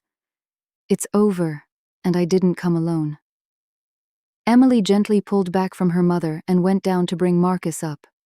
A few minutes later, she helped him wheel up the narrow wooden ramp at the building entrance. Baikal followed close behind. a silent, massive shadow, never leaving their side. When Helen saw the man in the creaking wheelchair, she instinctively stepped back into the hallway. She had a strong memory.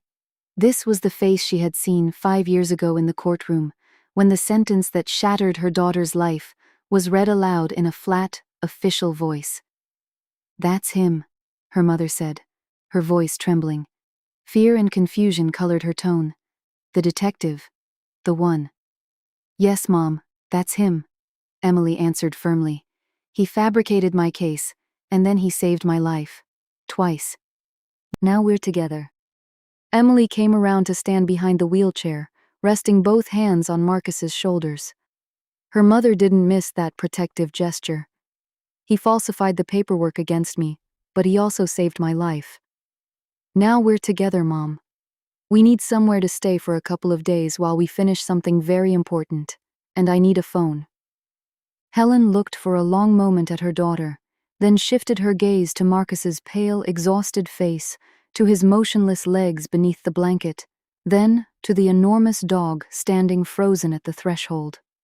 A whole storm of emotions passed across her face, but a mother's love and instinct proved stronger than old resentment. She nodded silently and stepped aside, letting them through, then quietly locked both bolts behind them. The next morning, Marcus borrowed Helen's old push-button phone. He sat by the kitchen window and dialed a number from memory, slow and deliberate. The ringing stretched on painfully long. Lebedev speaking, came a dry, confident male voice on the other end. "Hey, Andrew," Marcus said calmly. "Don't hang up. It's Whitfield." A long, heavy pause followed on the other end. Only the faint rustle of paperwork came through. "Mark, after that accident you just disappeared. There were rumors you didn't make it. Where are you right now? Doesn't matter, Andrew. Answer me one question. Are you still running the active investigation into Daniel Carter's clinics?" "I am. But he's slippery as an eel," Lebedev said, dropping his voice. "Everything's scrubbed clean. All I've got is circumstantial, not a single hard lead. Management's pushing me to close the case for lack of evidence. His lawyers won't let me make a single move." "I have hard evidence, Andrew," Marcus said. "A complete archive of shadow accounting, scanned invoices, recorded conversations, everything you need to put cuffs on him." "Where are the documents?" Lebedev's tone sharpened, turning all business. "At my old apartment on Birch Street, in the kitchen ventilation shaft." Lebedev cursed under his breath. "Mark, there are tenants living there now. That apartment got reassigned to a third party years ago through one of Daniel's shell companies. I can't just walk in there, kick the door down and rip out a grate. If Daniel's lawyers find out the evidence was obtained illegally, without a warrant, they'll tear the case apart in court in 5 minutes. It'll be ruled inadmissible." "I know criminal procedure as well as you do, Andrew," Marcus said firmly. "I'm ready to give a formal statement today. Right now, file it as a voluntary confession about falsifying the old case against Emily Carter, done under duress and blackmail. I'll give a full formal statement. Based on that, petition the court for a warrant to search the apartment. The drive gets seized only after a judge signs off, with a formal protocol, video documentation, and a certified forensic examiner present. Everything strictly by the book." "Do you understand you're confessing to a felony?" Lebedev asked quietly. "I already served my sentence in a prison of my own, Andrew," Marcus said, glancing down at his motionless legs. "Do everything by protocol. I'll be there in an hour." Lebedev took Marcus's formal statement, filed the paperwork, and secured judicial authorization to search the apartment. The investigative team handled the procedure with extreme care. Lebedev understood that any leak reaching Daniel's contacts inside the prosecutor's office would destroy everything. By afternoon, 2 unmarked cars pulled up outside the building on Birch Street. The current tenants, a young couple, terrified and pale, stood pressed together in the hallway while the investigative team moved through their rented apartment. 2 invited neighbors served as official witnesses, watching the proceedings with a mix of curiosity and unease. Marcus sat in his wheelchair in the middle of what used to be his kitchen. Everything had changed. New light-colored wallpaper, A different kitchen set, a cheap particle board table. But the old Soviet-era ventilation grate near the ceiling remained exactly as it had been. "Start recording. Document everything." Lebedev ordered the officer holding a small video camera. He turned to Marcus. "Mr. Whitfield, please state the precise location of the items relevant to this criminal investigation." "Kitchen ventilation shaft, right side, behind the second metal panel, approximately 16 inches deep," Marcus said in a flat, official tone, staring straight into the camera lens. A young forensic technician in plain clothes set up a small stepladder. He carefully unscrewed the rusted bolts, removed the first plastic grate, then the second metal mesh behind it. He shone a powerful tactical flashlight into the dark, dusty duct. "Visual contact confirmed, Major," he called down. The technician pulled on thick rubber gloves and carefully reached his arm deep into the channel. Dry plaster dust and years of accumulated grime sifted down onto the floor. After a few tense seconds of silence, he pulled a small object out into the light. It was wrapped tightly in several layers of gray construction tape and thick plastic sheeting. Lebedev pulled on gloves and took the bundle. Using a sharp utility knife, he carefully cut through the layers of protection. A slightly worn black flash drive fell onto the kitchen table in front of the camera. The investigator looked at Marcus. There was open, undisguised professional respect in his eyes. He pulled out a clear evidence bag, carefully placed the drive inside, and sealed it with red evidence tape. Recording the search protocol, Lebedev dictated to his assistant, who was filling out the paperwork. "1 electronic data storage device, black, recovered. Bagged and sealed. Witnesses, please review the protocol and sign here and here."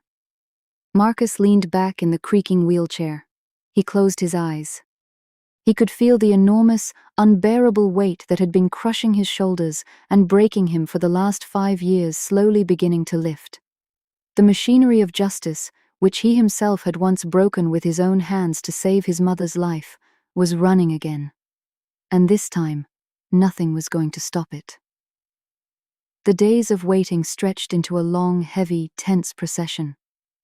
Time inside Helen's cramped apartment seemed to slow down entirely.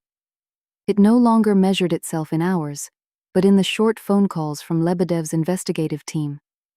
Emily barely slept. She spent hours standing at the kitchen window, watching the gray city streets below where people hurried past, and drinking strong black tea without sugar. Baikal, sensing his owner's nervous tension, followed her everywhere, step for step. Whenever she sat down, the enormous dog would immediately come lie beside her, sighing heavily, resting his broad head across her knees. Emily absently ran her fingers through his thick fur, and the slow, repetitive motion helped calm her a little. Marcus spent his days at the kitchen table. Blank sheets of paper lay in front of him. From memory, he reconstructed the flow diagrams of Daniel's money, building out a full timeline for Lebedev to speed the investigation along as much as possible. His face stayed set in deep concentration, brows drawn tight. The investigation, now holding irrefutable physical evidence, moved with startling speed. Lebedev practically lived at his office, pulling in trusted colleagues from the Financial Crimes Unit. The recovered drive contained a complete archive of incriminating material. The encrypted spreadsheets revealed not just simple tax evasion, an entire empire of lies had been laid bare. Purchases of expired medications, rigged bids, fund transfers to shell companies. And most critically, there were digital traces proving the forgery of Emily's signature on the very documents accepting delivery of uncertified surgical equipment. The equipment that had caused patients severe complications. One evening, Marcus set down his pen, took off his reading glasses, and rubbed the bridge of his nose in exhaustion. "They're tracing every single transaction," he said, looking over at Emily. "Lebedev called half an hour ago. The offshore accounts match up perfectly with the account numbers I copied from the database back then. The forensic exam confirmed the forgery of your signature. They've got a full team working the case now. He has nowhere left to run." Emily turned slowly from the window. Her face had drawn much thinner over these days, but her eyes now held a hard, cold, focused clarity. "He doesn't suspect anything?" she asked in a level voice.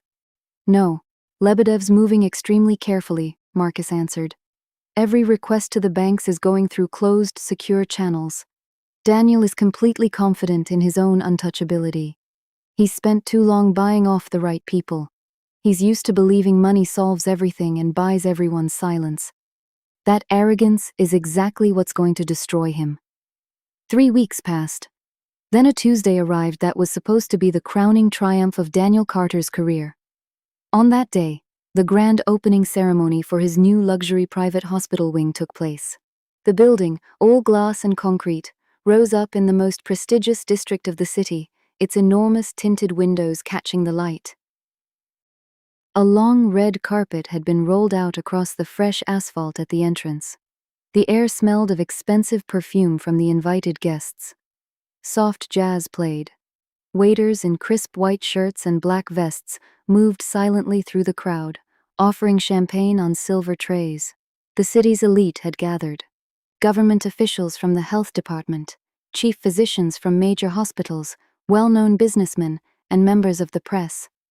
Journalists jostled for the best angles. Camera flashes went off constantly. Daniel stood on a small raised platform near the entrance doors. He wore a perfectly tailored dark blue suit. His hair was styled meticulously. He radiated success, confidence, and polish. Every gesture had been rehearsed in front of a mirror. He felt like the true master of the moment, a man standing at the very top of the world, believing himself untouchable. A young woman handed him a microphone. The music faded smoothly. The crowd turned their attention to the owner of the clinic, waiting for his opening remarks. "Ladies and gentlemen," Daniel's voice rang out smooth, tinged with a light, condescending drawl. He swept his gaze across the assembled crowd. "Today we're not just opening a medical center. We're opening a new chapter in the history of healthcare in this region. We're investing in health, in innovation, in the future. I've always said, human life is priceless." He paused for dramatic effect, waiting for applause. At that exact moment, the large glass doors of the clinic directly behind him slid open sharply. The sound of heavy tactical boots on marble echoed through the sudden silence. Special response officers in full tactical gear, black masks and weapons raised, marched out in fast formation. At the same moment, 3 unmarked vans screeched to a stop along the red carpet, tires squealing. They blocked off every possible avenue of escape. Armed officers poured out, quickly sealing the perimeter. The crowd gasped in unison.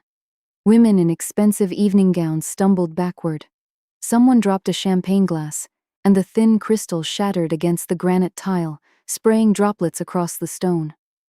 Daniel spun around.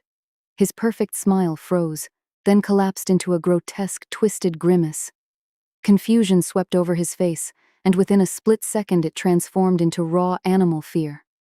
Lebedev pushed through the ranks of officers and climbed onto the platform.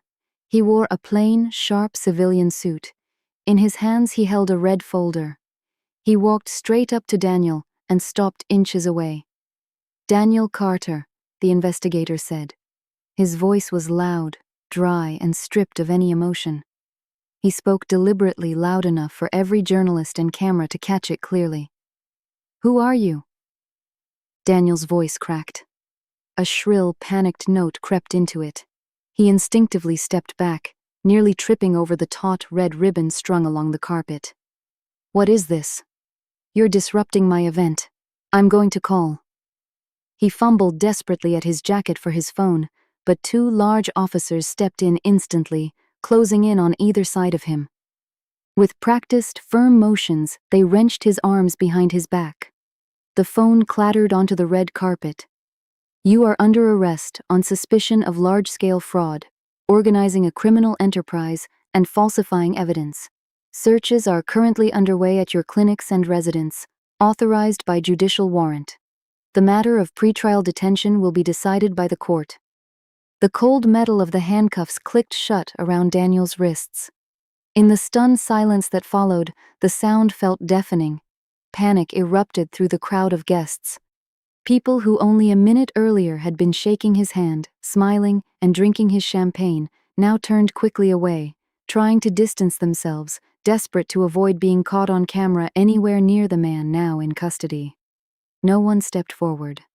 No one said a single word in his defense. The journalists, recovering fast from their initial shock, began firing off camera shutters in a frenzy, capturing every angle of the fallen businessman's face. "Get the cameras away!" Daniel screamed, thrashing in the grip of the officers holding him. His perfect hairstyle had come completely undone. Sweat beaded heavily on his forehead. The expensive fabric of his suit had stretched and wrinkled badly under the strain. Every trace of his former polish and arrogance was gone. "This is a mistake. I'll sort this out. You don't understand who you're dealing with. I demand a lawyer." They led him straight down the red carpet toward the waiting police van, its blue and white markings gleaming under the lights. He stumbled repeatedly, legs buckling under the weight of terror and sudden realization. His entire world, built for years on lies, stolen money, and shattered lives, had come crashing down in a single minute. Near the police van, beside the flashing lights, two figures stood waiting. Emily wore a simple, elegant dark coat. Her hair, pulled back into a tight knot, sharply contrasted with her still young face. She stood perfectly straight, both hands resting on the handles of the wheelchair where Marcus sat. Baikal sat close by her left leg, watching everything with sharp, wary focus. The officers paused for a moment, waiting for the driver to open the heavy metal doors of the van. Daniel lifted his head and saw her. His eyes went wide. He struggled to breathe, his gaze snapping frantically between Emily and Marcus. In his panic-addled mind, the full picture finally assembled itself. He understood exactly how the investigation had gotten hold of such detailed financial records. He understood exactly who had brought him down. All of his arrogance evaporated instantly. The fear of imminent prison and losing everything he'd built shattered whatever backbone he had left. "Emily," Daniel rasped. His voice trembled. He tried to take a step toward her, but the guards held him firmly in place by the shoulders. "Emily, listen to me. This is a mistake, please. They forced me into this. I'll give everything back. I'll sign my shares over to you. Emily, we're family. Tell them you have no complaints against me. Please, tell them." He was begging.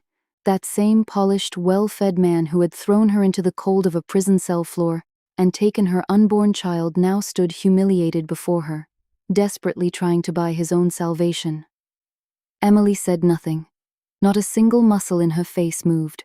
She felt no satisfaction, no rage, no joy. She looked at him the way a physician looks at an old, long-defeated illness, one that no longer posed any threat at all. That cold, absolutely empty stare froze Daniel in place. He understood, in that instant, that he had lost completely. An officer shoved him hard in the back. Daniel stumbled awkwardly, his shoulder cracking against the metal doorframe, and disappeared into the dark interior of the police van. The doors slammed shut with a heavy metallic clang, sealing him away from his old life forever. Emily exhaled slowly. A thick cloud of white breath escaped her lips into the cold air. She felt the crisp, fresh city air fill her lungs completely. The weight that had crushed her for 5 long years finally lifted, dissolving into nothing. Marcus reached up and covered her hand resting on the wheelchair handle with his own. "It's over," he said quietly. "No." Emily finally allowed herself a faint, weary smile, turning to look down at him. "It's only beginning. We should start packing." 3 months passed. Emily's conviction was fully overturned for lack of any evidence of a crime. Her name was completely cleared, her criminal record erased. The court separately reviewed Marcus's role. He admitted his full guilt, confirmed the blackmail on record, and cooperated completely with the investigation throughout. Those circumstances, along with his critical assistance to the case, were taken into account, and the sentence handed down carried no prison time. After the required legal proceedings concluded, he received clearance to travel abroad for medical treatment. Daniel's accounts were frozen. However, part of Emily's legitimately earned funds, her personal dividends from the original clinic's founding capital that he hadn't managed to move offshore in time, were unfrozen and returned to their rightful owner. Emily didn't buy a new apartment, an expensive car, or designer clothes. The very next day, after gaining access to the funds, she transferred the majority of the money to a specialized orthopedic clinic in Switzerland. The bright, clean corridors of the European clinic, smelling of fresh air and antiseptic, stood in stark contrast to the grim hospitals Emily had grown used to. Everything here felt purposeful and efficient. She sat on a soft couch in the waiting area, gripping a paper cup of long-since cold coffee. The surgery had already stretched to 7 hours. 7 hours of absolute, unbearable uncertainty. Emily knew the statistics. As a surgeon herself, she understood every risk involved in spinal surgery for an old, chronic injury.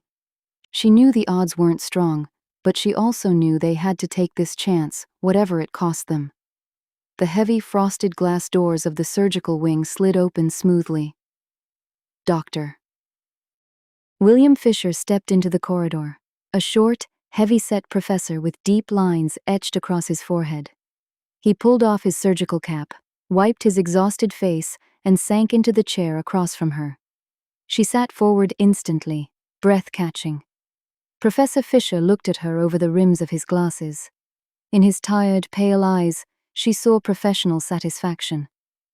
"The operation was successful, Mrs. Carter," Fisher said in careful, deliberate English, choosing his words with care. "We were able to relieve the compressed nerve roots and stabilize the vertebrae. The decompression was successful." Emily covered her face with her hands. Her shoulders shook violently. These were her first tears in months. Tears of complete, overwhelming relief. "Not so fast with the celebration, colleague," Dr. Fisher said gently, touching her elbow. His tone turned entirely serious. "I don't sell miracles. The surgery is only the first step. He's very weak right now. The neural pathways need to be rebuilt from scratch. He does have a real chance to walk again now. We've given him that chance. But ahead of you, both lies months of difficult rehabilitation. He'll have to relearn how to control his own body. It will demand tremendous patience from both of you." Emily lowered her hands and wiped her wet cheeks. There was no more fear in her eyes. "I understand, doctor." Her voice was firm. "We're used to pain. We'll get through it. When can I see him, doctor?" "He's being moved to intensive care right now. As soon as he comes out of the anesthesia, a nurse will come get you." 2 hours later, Emily walked quietly into the room. Marcus lay on the bed, tangled in a web of monitor wires and thin IV lines. His face was pale, but his breathing was steady and even. She pulled a chair close and sat down beside him. Carefully, afraid to cause him any pain, she took his heavy, warm hand and pressed it to her cheek. Marcus slowly opened his eyes. His gaze was clouded from the strong anesthesia, but he recognized her instantly. He weakly squeezed her fingers. "We're in Switzerland?" he asked, his voice barely above a whisper through cracked lips. "Yes," Emily smiled, gently stroking his wrist with her thumb. "The surgery's over. Everything went well." Marcus closed his eyes. "I can't feel my legs," he whispered. A trace of anxiety flickered through his voice. "Of course not yet. The doctor's already checked your condition. After surgery like this, feeling can return gradually, and right now they'll be monitoring you constantly. Don't jump to conclusions this early. The doctor said the surgery went perfectly." She leaned in closer, pressing her lips gently to his cheek. "Now everything depends entirely on you, Whitfield. You're going to have to work incredibly hard." Marcus gave a weak smile without opening his eyes. "I'll try," he murmured. "I have to." Ahead of them lay a long, exhausting road to recovery, but they were no longer hiding in muddy woods, flinching at the sound of dogs barking. They had walked out of the darkness into the light, leaving their past behind, sealed inside a police van outside the grand entrance of a clinic. The particular smell of hot rubber, medical antiseptic, and human sweat would stay burned into Emily's memory forever.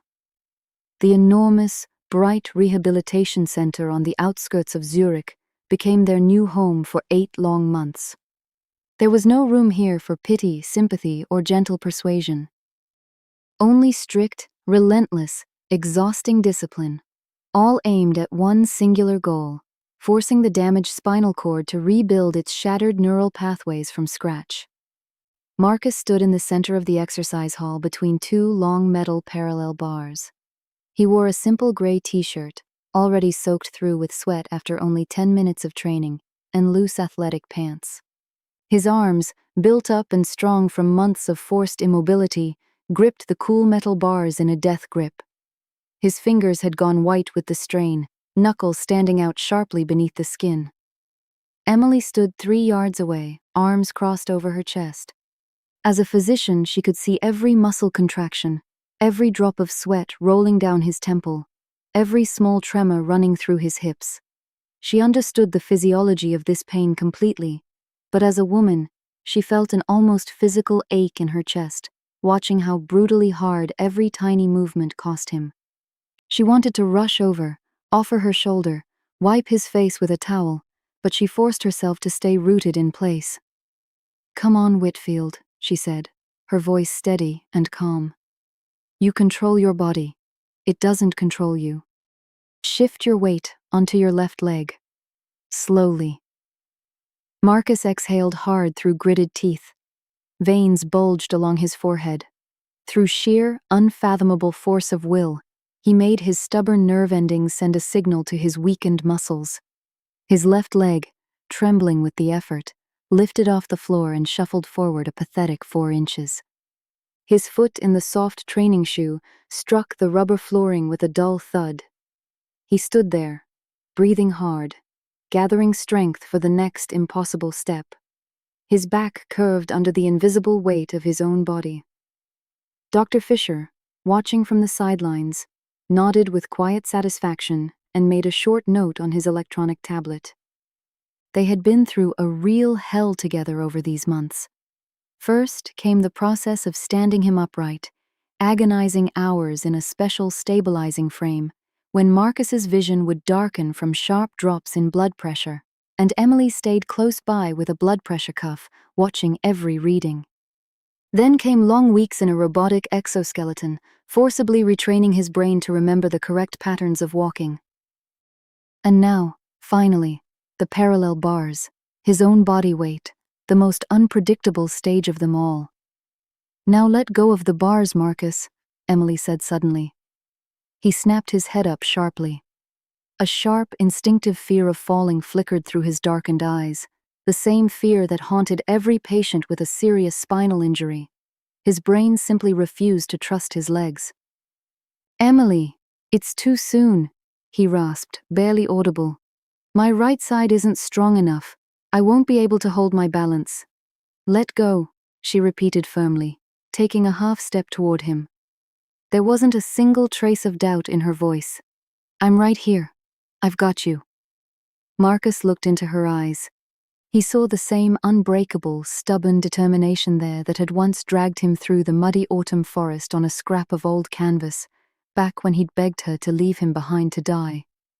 He knew that if she was telling him he could stand, then from both a medical and a human standpoint, he was truly ready. Slowly, fighting through every instinct of resistance, he opened his fingers on his right hand. Metal slid across his damp palm. Then, just as carefully, he released his left hand too. His body swayed instantly. The muscles in his back and legs contracted hard and painfully, scrambling to catch his lost balance. He was standing entirely on his own, without support, without crutches, without a wheelchair. For the first time in years, he was holding his own weight without any assistance at all. "Come to me," Emily said quietly, holding out both arms. Marcus swallowed hard. He looked down at his own feet. His right foot lifted off the rubber floor, moved forward. One uneven, heavy step. His left leg obediently followed. A second step, On the third step, his weakened knees gave out beneath him. A sharp spasm tore through the muscles in his thigh, and he started falling forward, losing his balance completely. Emily didn't step back an inch. She closed the distance instantly and caught him, taking the full weight of his large body onto her own shoulders. Marcus buried his damp face against her neck, wrapping his arms around her with such force that she could barely breathe. He was breathing hard and unevenly, and then Emily felt the warm wetness spreading against her skin. Marcus was crying, his whole body shaking silently, his face pressed into her hair. These were the tears of a man who had climbed out of a deep, absolutely black pit, and for the first time in a very long while, had taken a full, deep breath of open air. This was his farewell to the wheelchair, to his helplessness, and to his entire past. Emily closed her eyes, digging her fingers into his short, coarse hair. Tears ran down her own cheeks too, hot and salty. "You walked," she whispered into his ear, gently stroking his broad, tense back. "You did it on your own, Whitfield. We made it. It's over." Dr. Fisher tactfully turned away toward the wide panoramic window, giving them their moment. The old professor understood this stage of recovery better than most. Medicine and surgery had done everything they could. What came next was real life. And these two were about to relearn how to walk through it, this time in every possible sense. May in Zurich turned out unusually warm and still. The botanical gardens spread out behind the main clinic buildings, thick with lush, fresh greenery. The air carried the scent of blooming lindens, sun-warmed earth, and freshly cut grass. Neatly trimmed ornamental hedges lined smooth gravel paths where patients strolled unhurried in the mild afternoon. Marcus sat on a wooden bench in the deep shade of a spreading tree. Beside him leaned an elegant dark wood cane with a comfortable ergonomic handle. It was no longer a symbol of heavy disability. It had become a temporary, practical companion, offering security and confidence on uneven ground. Emily sat beside him, head tipped back against the bench, face turned up toward the warm spring sun. She wore a light-colored coat, her thick ash-gray hair styled neatly. Over these months in Germany and Switzerland, she had visibly transformed. That painful, prison-thin gauntness was gone. The deep shadows under her eyes had faded. She looked rested, calm, and remarkably at peace. Marcus took her hand. His large, strong fingers slowly and gently traced along her slender wrist. "We fly back in a week," he said, watching the people resting on the lawns nearby. "Lebedev called last night. Daniel's trial is scheduled for the end of the month. My testimony has been formally entered into evidence. Our presence isn't required in person, but they want us reachable in case the defense makes any additional requests." "Let them go through their trial," Emily answered with complete indifference, not even opening her eyes. "Keep enjoying the sunshine. That man has nothing to do with us anymore. He's part of an old life now. I don't care what happens to him." Marcus turned to look at her. His face had grown very serious. "We're starting a new life, Emily. A real one," he said, his voice low and steady. "And I want to start it the right way. I want to leave every debt behind us." He reached into the inner pocket of his light jacket and pulled out a small, dark blue velvet box. Marcus didn't get down on one knee, and he didn't launch into some long theatrical speech. That kind of gesture would have felt out of place, artificial against the hard, earned truth of their reality. He simply opened the box and held it out to her, resting it in her palm. Inside sat a simple ring made of smooth white gold. No ostentatious stones, no elaborate engraving, no unnecessary shine. Emily opened her eyes. She looked at the ring, then slowly lifted her gaze to Marcus's face. "I can't give you back those 5 years," Marcus said, looking straight into her eyes. There was none of that consuming, destructive guilt in his voice anymore, the guilt that had haunted him in that cabin. There was only the calm certainty of a grown man who knew exactly what he wanted. I can't erase what you went through in that cell from your memory. But I swear to you, until my very last breath, I will do everything I can to make you feel safe. Marry me, Emily." She looked at him for a long moment. Sitting before her wasn't the broken, filthy drifter with the averted eyes anymore. Sitting before her was a steady, reliable man who had proven his devotion through action, through blood, and through sweat. A man who had been willing to die in the freezing rain just to draw danger away from her. Emily smiled softly. "I accept, Whitfield," she said simply, extending her right hand. Marcus carefully slid the ring onto her finger. The cool metal fit perfectly. 2 years later. On an early morning in late summer, the heavy stone facade of what had once been a small county hospital gleamed under fresh renovation. Emily walked into her office on the second floor, past the plaque that read, "Chief of Surgery." She hung up her coat, sat down at her desk, and glanced at the photo in a simple wooden frame beside her stack of patient charts. In the photo, Marcus stood with his arm around her shoulders, and between them, laughing brightly, stood their year-old daughter, held between them both. Baikal lay curled in the grass at their feet in the picture, ever watchful. Emily ran her finger gently across the glass of the frame, and a small, contented smile touched her lips. Daniel Carter was sentenced to 18 years for large-scale fraud, organizing a criminal enterprise, and falsification of evidence, to be served in a maximum security facility. His assets were fully seized.